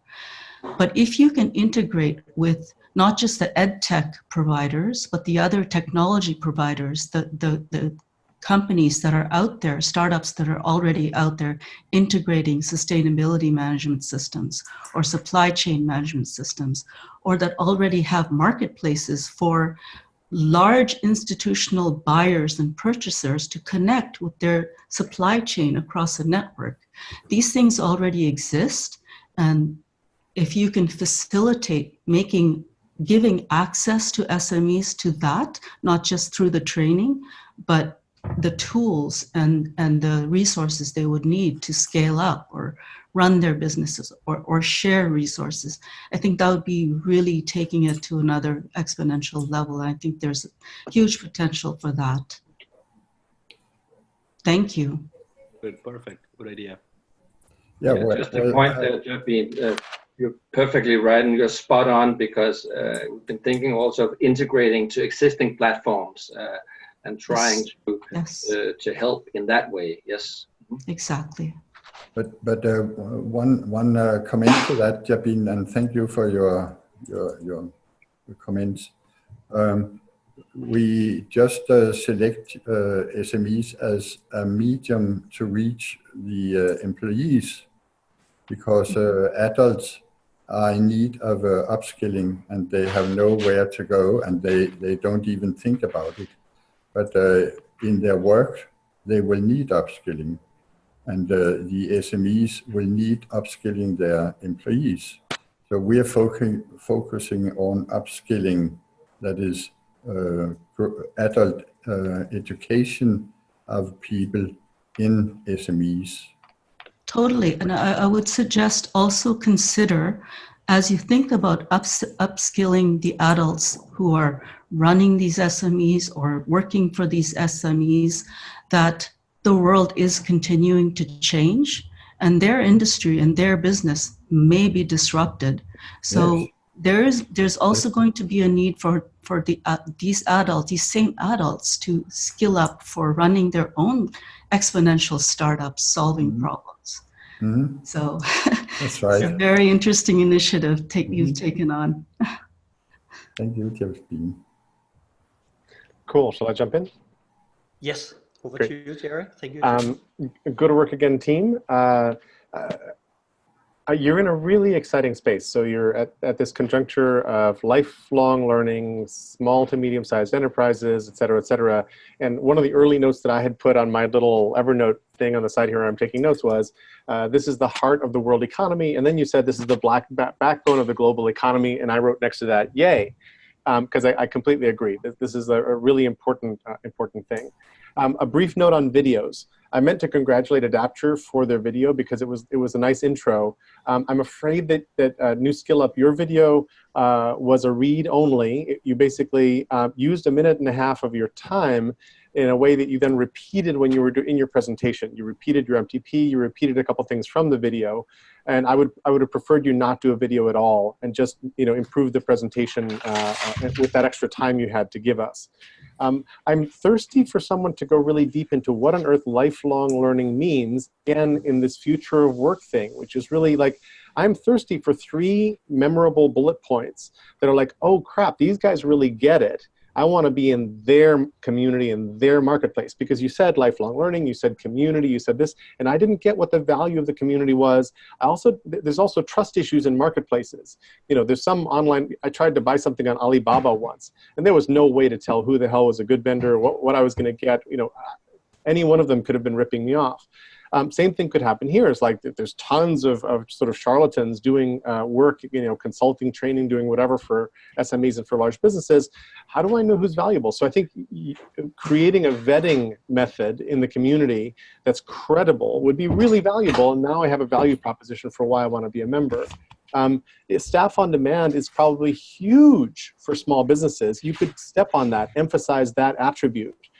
Because small businesses don't want to hire people full-time for a lot of things, and I think one of the ways that SMEs play nicely here is that it used to be that all small businesses sort of wanted to become Procter & Gamble or IBM. I think now SME can get all the benefits of a multinational corporation because you can achieve the sophistication of whether it's data analysis or global reach or whatever, and stay small and nimble and really be able to tackle markets and create new offers and increase your profitability per employee off through the roof, right? So Instagram when it gets bought or Pinterest when it gets bought is 55 employees. Is that crazy or what for multiple $1 billion? So I think there's a piece of that to maybe go look into. I like your revenue model. I think you were charging the right parties. I think there's a whole possibility here to reshape learning and how we learn. Again, it's the skills dance. It's the future of work. It's things like that. And when you say we're going to create a community, I need some texture there too. Is it one worldwide community, one big conversation that everybody's in? Is it localized by country or language? Is it localized by domain or area? Job skills area. How does the community function? Where does all this work?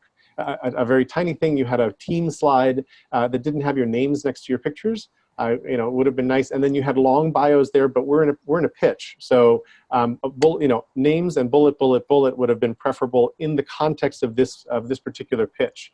If it's a leave behind deck, long bios are great, but those are two different decks. One is a pitch deck, one is a leave behind deck, and they serve different kinds of purposes. I think that is all my comments. Thank you very much. Very useful. Any questions to Jared for my brief comments? No, not immediately. Oh. No, the propositions were very good and clear, so no questions. We'll note them and we'll definitely use them. Really useful comments. Yeah, perfect. Mm-hmm. Excellent. I'll try to be useful for a few minutes. Probably not the same level as Jared's Jabin, but I'll do my best. And a couple of thoughts. I've been working in this domain a bit like you have, because I've been helping on advising a large life science company and on creating training programs. And not that there's somebody else fortunately creating the training programs, but we're looking into how can you apply the EXO model on training. And this is not an SME at all. It's a large corporation. But one thing we discussed was if you want to offer training even through a marketplace model, you will be in a red ocean. Even internally, they had numerous training initiatives going on in direct competition with each other for funding and for everybody's attention, right? It's actually a really hard market to compete in, and so is it exactly to connect training offerings from the market and offer them through a marketplace. So it's a challenging situation to be in from the beginning. So what can we do about it? I just want to share some thoughts on this. Is kind of a thing I think we potentially discovered with this life science client, that the secret may be in collaboration. The word collaboration. There's training. There are some training offerings made available. But what about the feedback loop from the users? What about the feedback loop from those who know a lot more about the topic than the training providers of the market? This is also about vetting, but there will be people out there who know a heck lot more than the training providers being sold through the marketplace. How can they have a say here? How can they help to improve whatever is being offered in the marketplace? So offering some kind of a feedback loop, I think, can be something to consider, and offering the collaboration opportunity that makes everybody a potential training provider. Each of you guys in this wonderful SME team, you know a lot about what you're talking about here. You could be providers of training immediately, even you didn't have the intention, but it could be micro training. Hey, I know the answer to that question. Let me answer that and take the revenue for that part. So make it possible for everybody out there to contribute, to collaborate, to be part of improving everything that's on the market. That could be something to consider to stand out. Let me just see. How do you plan to find your early adopters? In terms of your plan, I think that can be interesting. It's a next step for your next iteration of your plan. How specifically are you getting to the next phase? You outlined some really good questions. You want to find the answers to these questions. What are your next steps to find those answers, and where are you finding your early adopters so you can validate your hypothesis? That could be useful to kind of dive into those details. I'm sure you have them, and I'm sure that we're not part of this broader presentation today, but I find that really important to make sure you nail the model as quickly as possible and get started on delivering before you get to the point where you can start scaling. So your roadmap, I'm very interested in seeing your next version of your roadmap from here to the first launch. And congratulations, by the way, on your first signups. I forgot to say that. This is the biggest milestone ever. And this is an entrepreneur saying that, and I know that from experience. The first sign up is amazing. It's an amazing feeling. So you did it. And now the sky's the limit. Just want to make sure to express my full support and motivation to you when you explore the next steps, and keep providing you with feedback to the extent that I can. So I think I want to stop here and let you ask questions to any of us. I'm not sure we can answer them, but I want to give you time to ask them questions. I've been responsible for human resource development and strategy in a large corporation, and you raise a very interesting and a very interesting point, important point, and that is exactly what to train. A lot of training is being done routine, like we have this course and you all go through this course, and nobody knows why, and nobody measures the feedback. And this is very interesting and very important in the future, because SMEs cannot lose money on something which doesn't help them. So I'm thinking a bit about what Adaptio does to find out what exactly do we need in the form of competences, and how do we get them, what is offered out there, and if not offered, how can we make it? So it's a very interesting point to make there. Excellent. I think so. We're looking at the future of skill sets and not the skill sets of the past. So who's got that on offer actually in the market? Yeah, but there's a lot of people who would be very interested in being part of creating it. Yes. If you offer the collaboration opportunity. Yeah. Yeah. Very good point.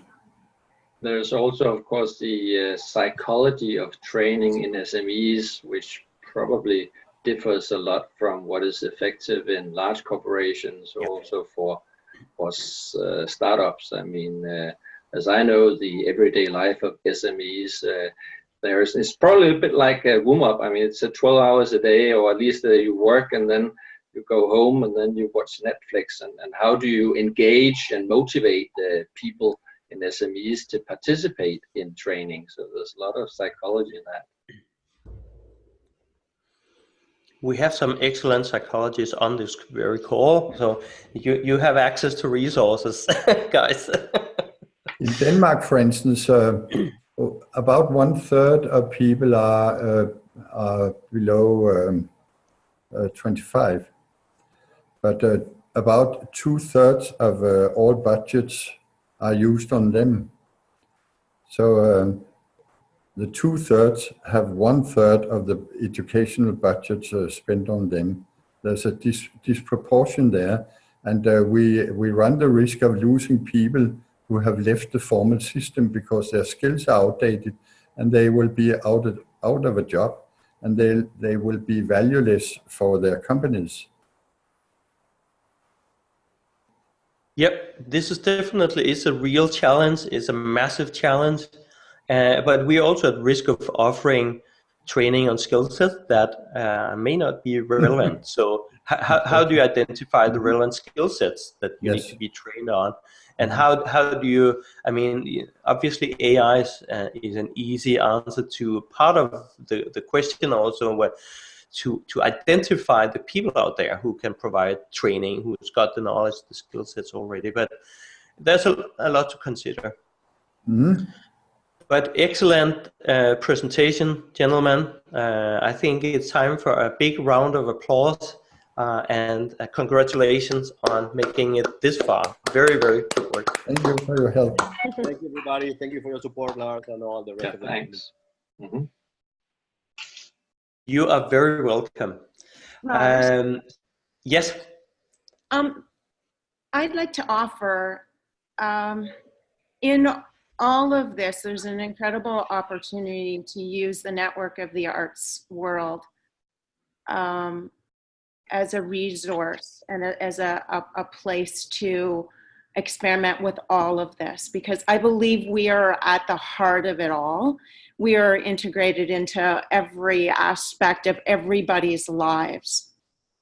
So and I know that through our community, everyone is vetted high quality, it's a very careful network of what life has been for us. But in doing this and using us, we're already spread thin. We do a lot for nothing. We do a lot for next to nothing. We're in the education system. We're leading the education system. We're from behind, and those students we're working with are the future, and they're helping us to lead the way. You know, we have a 73-year-old disruptor of the classical music world leading the next generation of, and 2 generations away in a way that's never been done before. And there's an immense opportunity to study that, to integrate it into everyone together and go from that point out. It's just completely shifting the whole mindset. It's a very controlled environment of dedicated, and we're almost social workers. I mean, like, music is used for so many purposes. I mean, there are mental health issues that need to be addressed in humanity. And I mean, it's with the speed of, you speak of all of this technology and AI, but what about the humans themselves? What about our health and well-being? Good point. Very good point. It's an important part of our performance and our creativity. So why don't if I may, connect you with the team for a separate, really interesting conversation, and also Jabin, Mary Beth was just pinging you here in the chat. And hey, let's meet up in Toronto. I think there are some great follow-ups here, and definitely let's consider this in as many directions as we can. Thank you very much, Mary Beth, for connecting. And I just at this moment, I just like to apologize for all of those who I haven't been able to be in touch with. And those meetings where it might have looked like I was a part of it and then I wasn't, where I was drawn away for various reasons and projects. I haven't had the opportunity to get back and reflect on and be able to hear some of those presentations that I've missed. And I so look forward to the future together. Fully understandable, and thank you for continuing to be part of our community, and we will have so many more chances to catch up and continue our conversations. My pleasure. May I just ask if Edwin is on the call? Just checking. Edwin is next. That's why I'm asking. I think Edwin is not here. Maybe we can give Edwin the last presentation slot. Maybe Justina, would you be up for presenting now? Could that work for you? Yes, I'm speaking in. I'm stepping up. Yep. I like Wonderful. yeah, I like your little Ellen, the violinist that you've been presenting in the beginning. I have been a violinist as well. And B, hello, another musician here. So yeah, let me fight a little bit the stage fright for an early call, but I'll be there. So hello, wonderful people. Hello, wonderful community. I'm pretty close to I have become pretty close to quite a few of you, and it's really an amazing experience and adventure to speak here tonight. Please don't put the clock just yet, Lars. Let me just first share my slides. As you may imagine, to me, speaking for just 10 minutes, this is the biggest challenge of tonight's presentation. Can you all Yes, we see your screen and we hear you. You see my screen. Okay, so yes. Let's hope that I will be able to make it, because yeah. Okay, so I'm Justina from Zen Masters, the youngest of the groups on Educate for Life. That started after my return from the Lego Idea Conference, where Ashoka Parupati Samitra Parupati of Ashoka spoke of the urgent need of taking care of mental health of children and parents. So I was pushed. I couldn't stand it any longer. I thought, okay, even though you're late, I'm gonna launch a new group, a new project, and this thing has to happen. This thing being a playbook for children age 9+ that would empower them, that would allow them to become masters of their inner states, and hopefully will be a book that they will remember for the rest of their lives, and will pass it on their children once they become parents. And again, as Ellen said, she wouldn't have remembered the composition that she has dreamt of if it wasn't beautiful. And to me, the project that I'm about to present to you is one of the most beautiful things that I have composed in my life so far. So I find it beautiful, and I'm really determined to make it happen. So a playbook. Is there many of us here present of or caregivers, or people that are interested in changing the world of education because of their children? I can imagine some of you are, we are, like this mother here, or any teacher or a father that may be a parent of a lively child, or a child that is struggling with his or her behavioral problems, or simply being a child that is facing social emotional challenges in her environment. This is a parent that really needs support, and this is a child who has within himself, within herself, the power to make it happen. Perhaps my target reader is already reading some books on self-regulation, on mindfulness, on nonviolent communication, which are the pillars of the book that I want to build.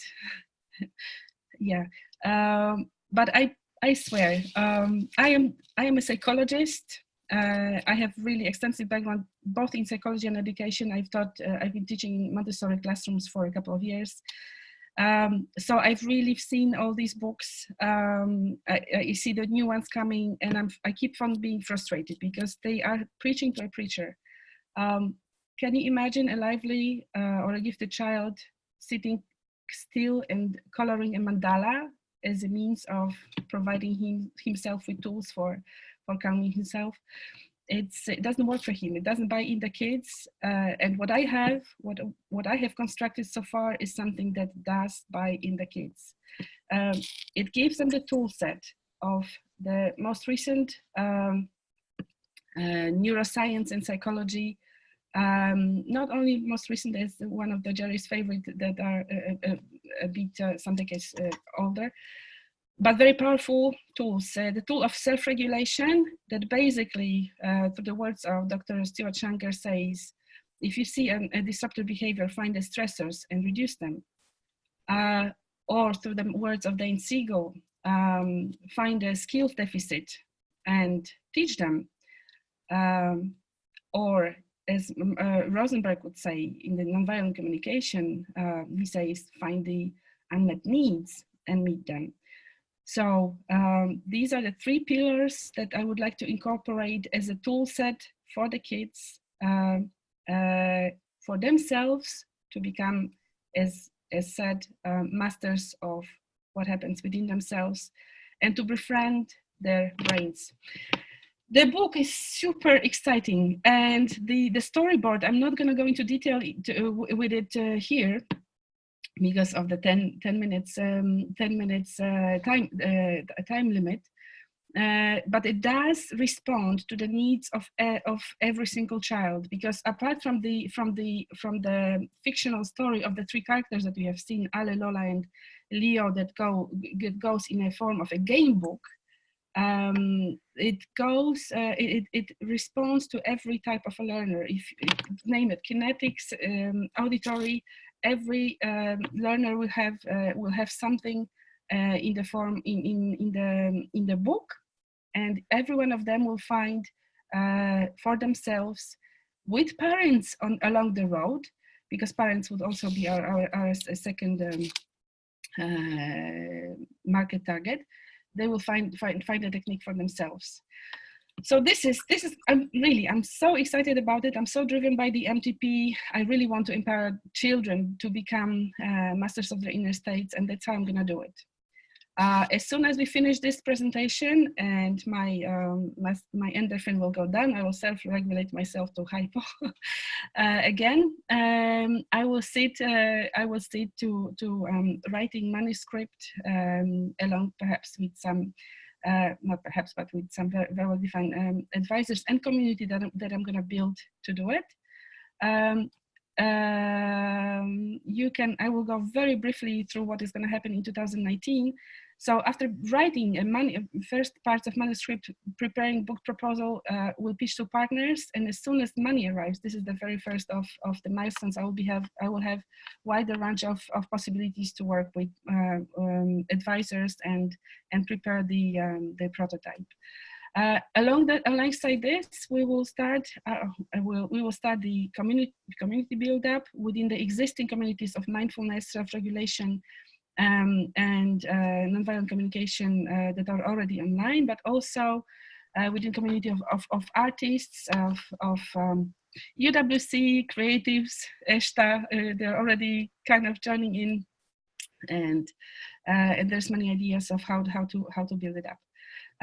As soon as we are getting even more concrete, I'll be able to talk to co-creators, to talk to illustrators with really precise data, and then by the end of the year, I hope we'll be able to edit and in December to produce a book. May not happen within the time limit that, as Ashley told me, as Trey told me, Trey, who has already published a book. But these are our goals, and let's see how we can stick to them. Next year, once the book is there, we'll be working on the first 3 months post and then sustain it through Amazon ratings. And we'll try to be present in school events, libraries events, bookstore events. It happens so that in my day job, I'm working for a European Medical Association as a project manager, and I'm developing for them a Playing Matters campaign, for which we are starting cooperation with the Lego Foundation. So I would try to incorporate the book within this sector as well.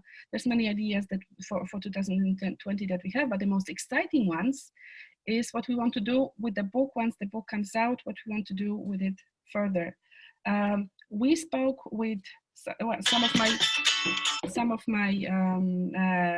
of the project friends some of the friends of this project about the fact that it might be frustrating for a learner to receive a passive tool as a learning tool.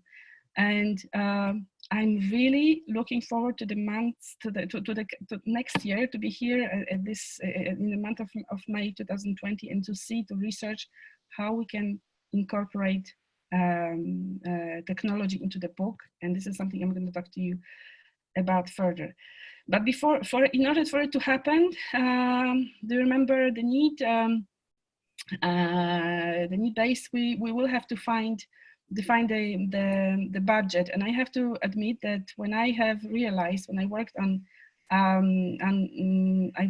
when I've done my research and I've been backed up by many wonderful people that are experienced with publishing books, when I realized how many things that have to go on the budget, I got pretty overwhelmed. But then my determination, my MTP is driving me really strongly. So my determination is stronger than my hesitation, and I really hope that we will make it and we will deliver.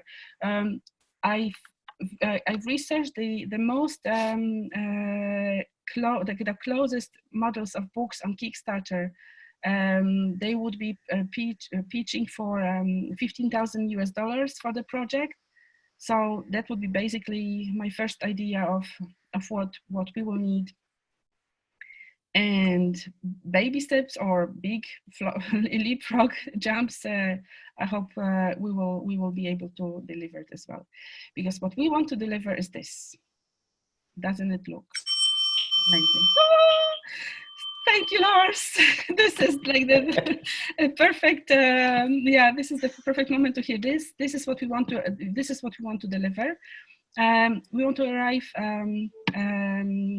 at a solution to the problems of the children and of the family, and the solution will be transformative. I'm telling you from a point of view of a psychologist who worked with children in schools, in private schools, and who also applied tested the mindfulness, nonviolent communication, and self-regulation with my kids. It's been a transformational experience. It changes through the change of behavior of the child. It transforms the family dynamics. It transforms the community. So I really believe that it's really worth investing every minute of my time and every dollar that is to be invested. So what happens if we deliver? Where do we want to go next? We may work, we have 3 roadmaps, 3 business plans or 3 roadmaps. We may go on a small scale, make a difference here in Belgium, and make a difference in the Belgian national system, reaching out to physically to schools within my reach. Working with teachers, parents, maybe opening a self-regulation studio, working online with self-regulation counselors and consultations. But I have to tell you that this is not something that my heart bumps really strongly about. It's nice, but let me do some suspense here, build some suspense. I hope to go. I hope to jump straight to roadmap 3. Roadmap 2 is an interim. If you can imagine how many aspects of positive psychology we can incorporate to a series of books, we may build great masters. We may develop a book about creativity and make masters. Money masters, financial. We had a book about after school entrepreneurship, and generally the idea of a need of boosting entrepreneurial spirit in kids is a hot topic as well. So if you think of a book on how to coming back also from psychological research, a book about how to become an entrepreneur and how to master your little pennies. This is also one of the direction. But here we are, and this is the super exciting stuff that I hope with the delivery of a book in 2019 we can research in 2019, or maybe alongside imagine a book that talks about, that teaches your child about the brain, which is the Zen Masters.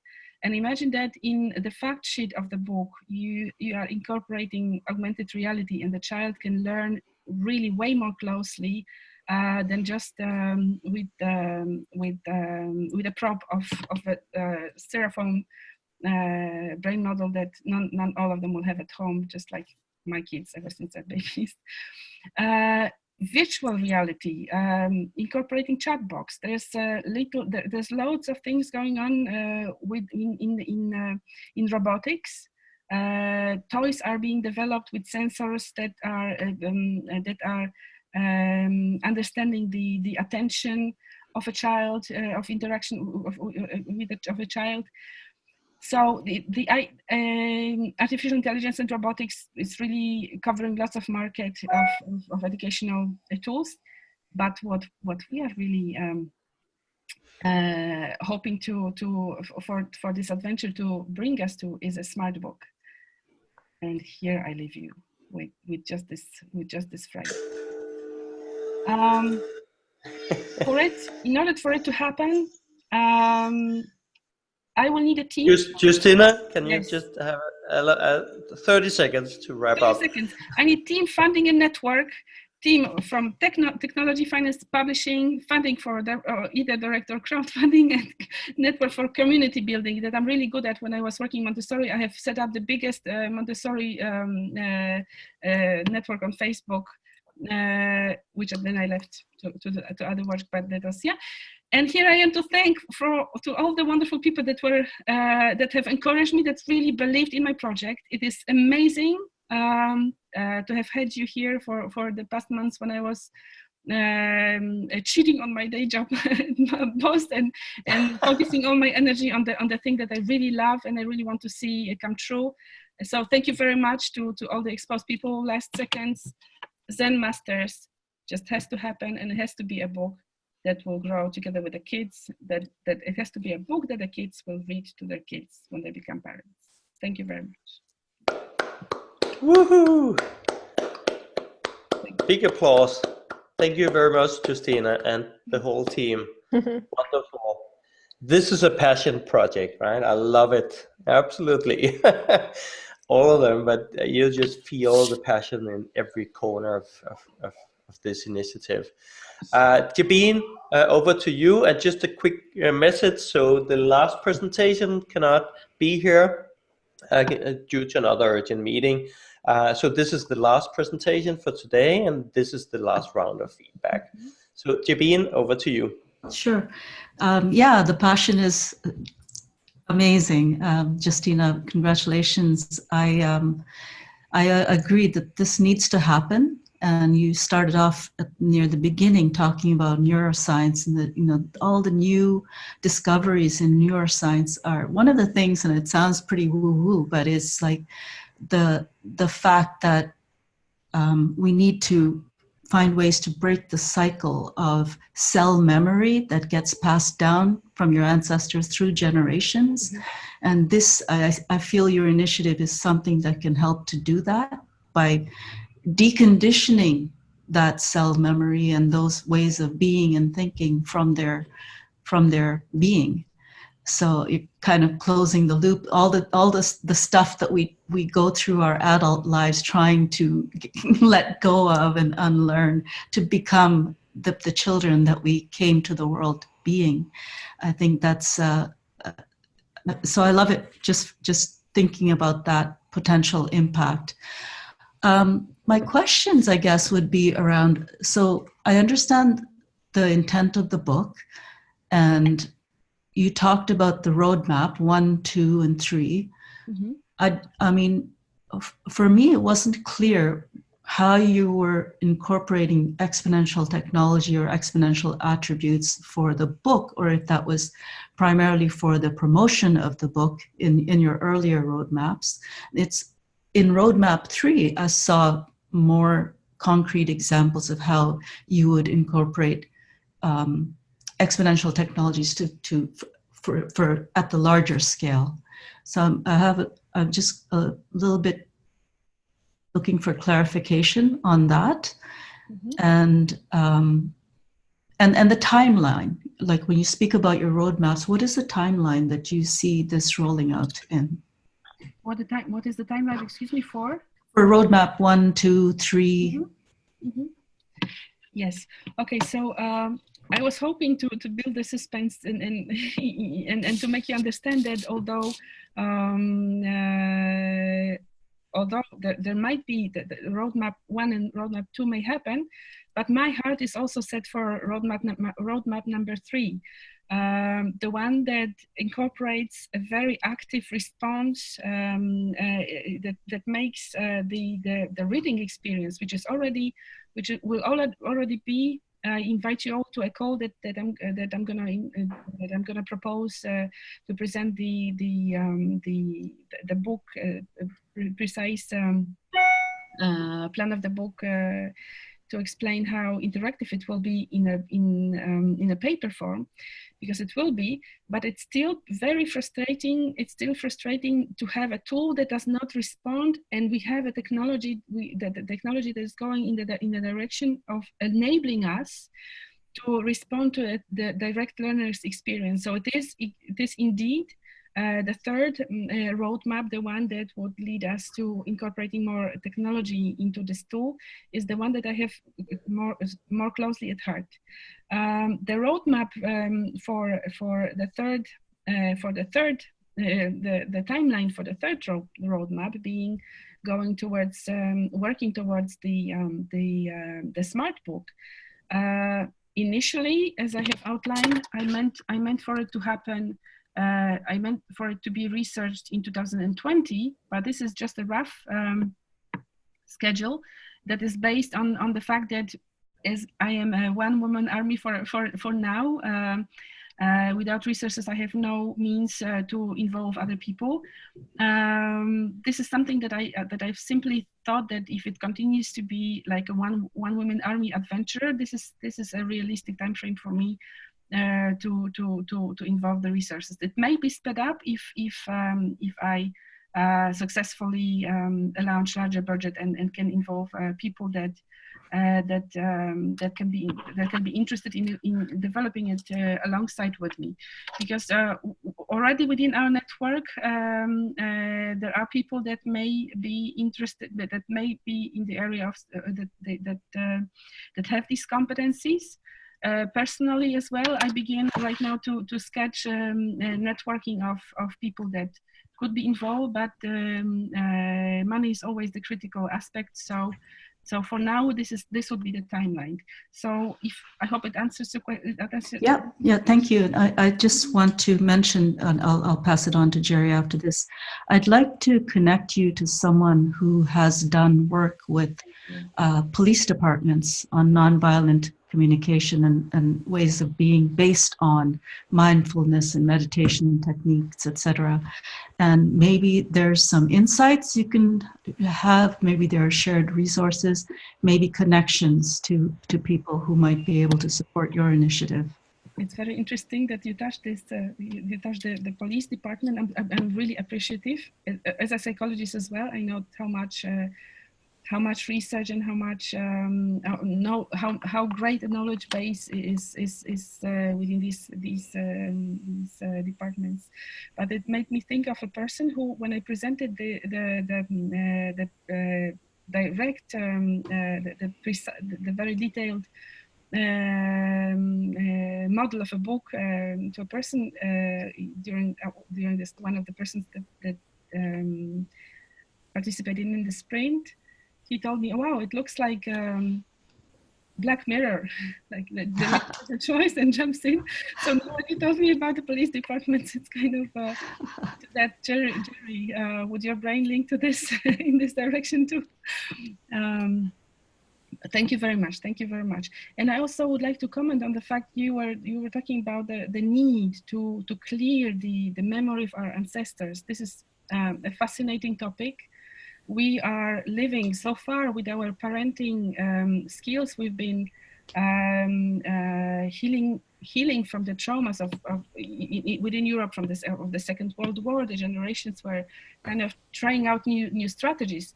But right now, within what I see, we have a century of a child, and at the same time, you have a century of a brain. And this is a perfect combination because, as you were saying, there is an opportunity to transformationally clean up so many areas. And when I was saying that introducing these topics is transformative, is something that I've seen firsthand here in my home when I have introduced this. When I see my son teaching new behaviors to my husband, who has been So I will not take too much time now. We don't have 10 minutes limit, but. As I was saying, when I am passionate about something, I would like to talk and talk and talk. Maybe we can talk about it in a separate occasion because really I have lots of amazing things to present in this area, and I'm really, my heart is so warm about it. And all right, thank you. Thank you, Jabin. Over to you, Jerry. All right. Justina, congratulations. I know this is the passion project, and this is you're one woman pulling the world here by a string. So, I'm going to temper my comments. On the one hand, I think this is a very focused project. It's in a sense, early on, I was missing the clarity of you saying this is a book that wants to become a smart book about nonviolent communication, which is a particular process to help kids self-regulate.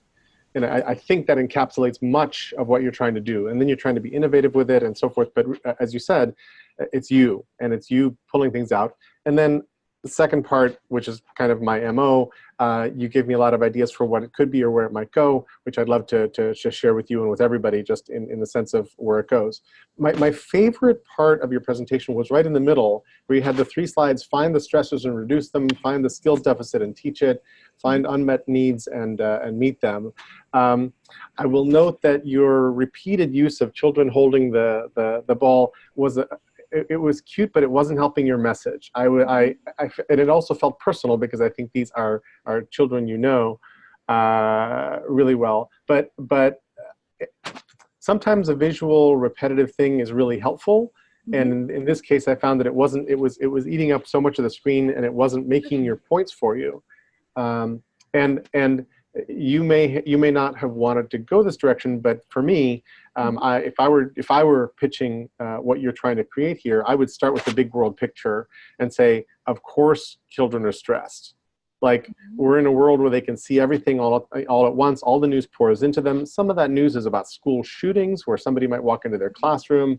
We're over-medicating and misdiagnosing our kids. There are toxic institutions and expectations. I can in 40 seconds, I could raise everybody's blood pressure considerably to the point where we're beginning to feel the stress that you're trying to cure, that you're trying to help kids address. So that's an option you didn't take, and maybe very consciously, because you didn't want to go there, because your presentation, even though it's about stress, was very calm, and your delivery is really calm. But that means you're not striking a tone of urgency with me that this is an important thing that needs to get done.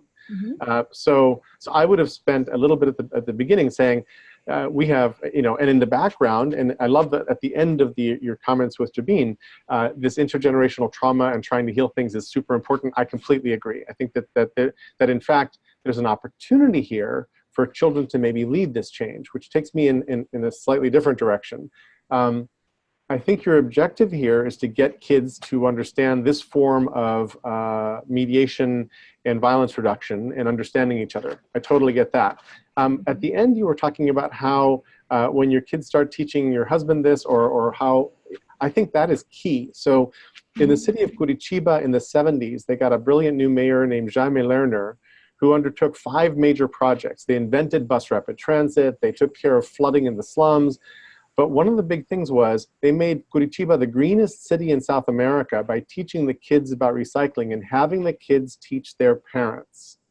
The kids were not the end result. The kids were a routing to do something bigger, which was super, super interesting. So I think here you have a possibility for equipping kids to do this on a much larger scale. I'm a big fan of Marshall Rosenberg and NBC. I'd heard about them before you and I started talking, and I had written in my notes during our first conversation, ooh, NBC, and then it turns out this is like the process you're really enthusiastic about. So I completely agree, but you're not making it sort of front and center about what it is and how it works. So I think maybe a clarity around that would help the communication. I liked your roadmaps, but in a short pitch like this, I don't know that it's helpful to us to hear you say, I have to say I'm not very enthusiastic about these things. Like the moment you say that, you've just taken the air out of the tires of your presentation, because we're busy rolling somewhere with you. And what we really want to hear is the thing you have real passion about. Maybe it's out of reach because you don't have the resources, or you're a one woman pulling the world into this world. So I don't know exactly how to say that, but or you could say, well, there's the opportunity. You could just have a bullet point somewhere in the middle that says there's an opportunity here to have lots of master's titles, grit masters, make masters, etc. Which is I like that as well. But the idea of a smart book and how does this play out into augmented reality, how does this play out into chatbots and other things is super interesting. You could lay that out in a slightly larger, more powerful way, so that we're like, oh. At one level, this is a book proposal where you need to crowdfund finishing a book and publishing a book. Awesome. And here's the publicity roadmap and your timeline.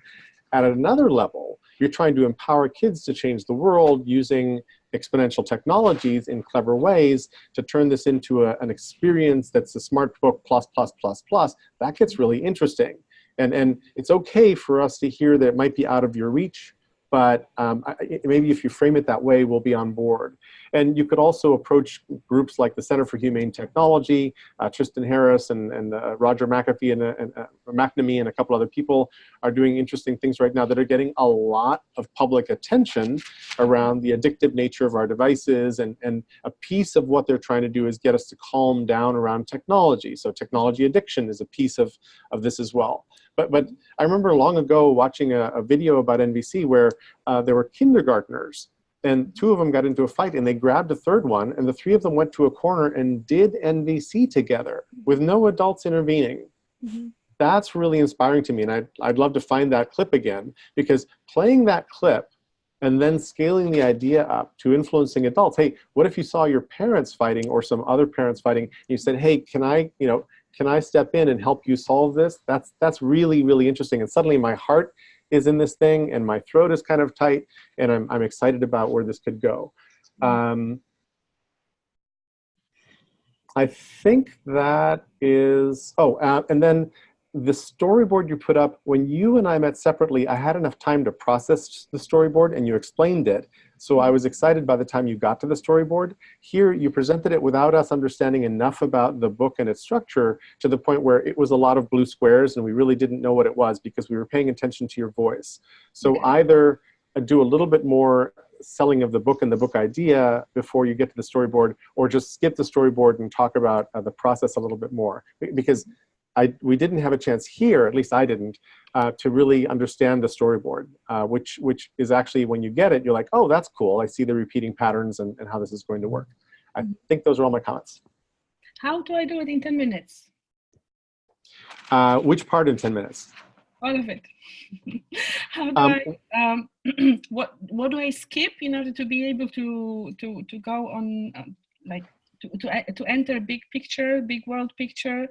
Spend 1 minute, spend 1 minute on the big world picture and why we should be stressed and why kids should be doubly stressed. Like, put Greta Thunberg or Pete Buttigieg, who says, I come from the generation that is going to inherit, that is on the business end of climate change. Get his quote.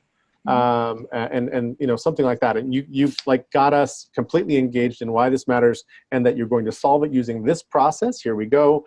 Here are the things we need to do: find the stressors and delete them, et cetera, et cetera. And then go into what you're doing and what it could be, but take us into the book pretty quickly and flesh it out a little bit more so that we understand the process. And for some reason, my understanding is that this is very much about NVC, but you're kind of bashful about explaining that this is teaching kids to do NVC. It's three ways, and let me just address that. Being double stressed, it's this message of being double stressed. I skipped the line that I usually had when I was preparing for the pitching, because what Sumitra said from Ashok Kasset at the Lego conference, said that in the fast accelerating world, with exponential technology creating toxic stress to parents and children, we will need a strong village, and we will need it twice as much. We will be in a double need of a village to raise a child. So this doubly stressed aspect, it's not something that that is your subjective comment, but it's something that rings a bell around the world on high level. So I thank you for pointing it out. I will not miss this part of my key intro next time I reshape the pitching. Okay. Excellent. Yeah, I had one more point that I didn't put in writing, so it's gone. It'll come back to you. It will. Lars? Absolutely. Thank you very much, Jerry. And thank you, Justina, for presenting this to us. We're talking about next steps in the evolution of your wonderful passion project here. I'm as passionate and as connected as you are to this, and you know that, and we've had some great conversations around where can we take this. I have no question, there's no question in my mind, this will become a book, and you will be the one making this happen. I look very much forward to reading this book. My contributions, hopefully, to this can be, what else can we do with solving this global challenge? I mean, for people globally. What else can we do with it? So that's the context around the little feedback I'll be providing today. So I'll try to let us see this from a different perspective. It may not be the perspective you choose to apply, but when we look at mastering our inner world, our inner self, who's the master of that? I would like to meet the person today who's the master of this. I meet some people who get really close, I think, to mastering this, but I certainly don't, and most people that I also admire a lot certainly also don't. So we are. I would argue that this is not necessarily just for children. This is just as much for their parents and for any professional out there. It's a big challenge for everybody, for all of us, I would say, right? So I would say your solution is about changing or mastering our inner world, but wouldn't it be wonderful if the outer world would accept us for who we are? Wouldn't that be wonderful? And maybe that's an approach you can experiment with in terms of positioning the solution that you have here, your book, your chapters, the way that you acquire this very important knowledge around how do we master our inner self. This is important. So, but how do you position this? So it's not necessarily one particular child that has the problem. It's actually everybody around us that should understand us better, or try to understand us better, and give us the space that we need. There's a reason for every reaction. And one example also to underline what I'm saying, I think what I'm saying is when our child kind of freaks out and acts in an irrational way, immediately we will be there and say, this is not the way to behave, right? That's our natural reaction as a parent. Then 5 minutes later, we are the ones shouting at our child and saying, I'm sorry because I'm stressed and dad is tired. And but who is correcting me as an adult doing exactly the same thing or something even worse than the child just did, right? So it's something we're all guilty at, and we could maybe address that massive problem in how you bring the solution to market. So this is along the lines of what I've been thinking during your presentation. Also, I'm mostly as a next step, as an evolution to what you're already going to make happen. I'm very interested in the digital part, just like Jerry also talked about, because it allows us to collaborate on your book. We can write new chapters as families, and this is another major challenge, because families who's got this kind of challenge are not necessarily talking about this. Typically, I think not with other families. We're not connected with anyone, and nobody is there to help, really. Nobody's there to talk to you about what can you do with it. But the book could be that release valve that lets you connect around this topic, this issue, with other families who know exactly what you're talking about and who'd love to connect on this and who'd love to collaborate on sharing their own stories of how do we handle these things. And that turns into new chapters when we make this a digital solution. And that's where maybe you can focus the presentation and next time you present to interesting stakeholders and partners that are important for the project. And I'm more than happy to support in how I think maybe creatively this can be positioned. So just like with all the other teams, obviously more than happy to provide additional input and suggestions to next steps. So these are the things that I find super fascinating to consider for next steps. But I love your presentation. I love your project here and your commitment to it. And it's very important for the world. So I'm very proud of having been a small part of the beginning of this journey. So thank you very much, Justina. Any comments from you or reflections? Yes, I had three. The first one, when you talk about us adults reacting in a way, reacting from our autopilot. This is again, and it's the third time, so it's pretty good marketing strategy to repeat something that it is. Yeah. This is going to be a thing that's going to the impact that the book will bring if it reaches the children in the way that I intended to reach the children. It's going to be transformative. It's going to be the change within the families will come from the children. Their brains are fresher. They might be already 8, 10, 12 years old, but they still don't have the charge of us in our 40s. So they're still in the making. So I really see an amazing transformative potential for the change in behavior of a child over the family dynamics. And also I cheer for your comment that we need to have acceptance. We also need to convey, and it is built within the theoretical models that I'm going to incorporate in the book, the acceptance for all emotions. The NVC, again, social media least represented theoretical model seems to be most appealing to all of us here in Educate for Life.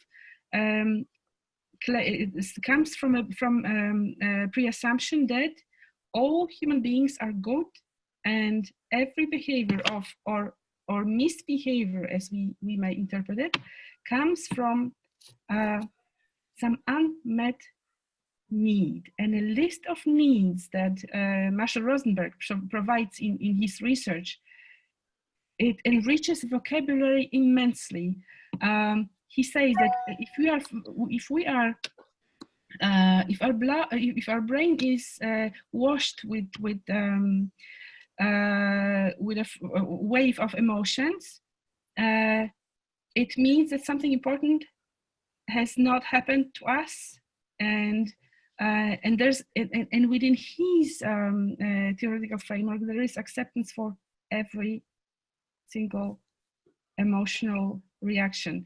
What has to happen though is that we try then here we move to mindfulness, we move to upskilling through mindfulness, through Dane Siegel. We have to move through to train ourselves in our brains and ourselves in trying not to flip the lid, try not to have our amygdala very exercised into shutting down our executive functions of the brain and go to the fight, flight, freeze mode. And this is a process, difficult process. It's possible, which will not eradicate more, I would say, socially stigmatized behavior. Aggression is also something that is needed. We wouldn't have been made as human beings the way we are if there was no need for those reactions. The only goal is not to have is to become precisely to become masters. You know, the only goal that would go against this would be that they would not that we do not allow them to be instinctive, that we really raise ourselves on higher level and train ourselves to work from the higher level of the self. Need for communication in the families who struggle with sharing their stories. Okay, that's the third thing that I wanted to address. Yes, absolutely. There is a potential for building in communities of families that definitely just a simple fact that we will spread the marketing about a book that tackles these problems will attract people that already have a need for this book. So I really hope to be able to. Hope is not a very business word, but it's an emotional word here, and it's in my emotional world. It functions very well, and I host Hope with very big appreciation and gratitude for its existence. So I really hope to make this build these communities and be as welcoming as warm and create something together. If you look at our landing page, there is an invitation to create the book to co-create to share the experience together, but it's just been the first month. Today we are on the 7th. I came back from the LaGuardia conference desperate, this is a Freudian slip now, to make it happen, determined, culturally more accepted word, determined to make it happen on the 5th of April. So imagine what we will do in the coming months. Exactly. Thank you very much, Justina. Let's give a big round of applause to Justina and the team. Wonderful work. Fantastic. Yes, absolutely. So we have come through the presentations, as many as we could do today, and I've been blown away by the evolution of all the presentations since last time I saw them.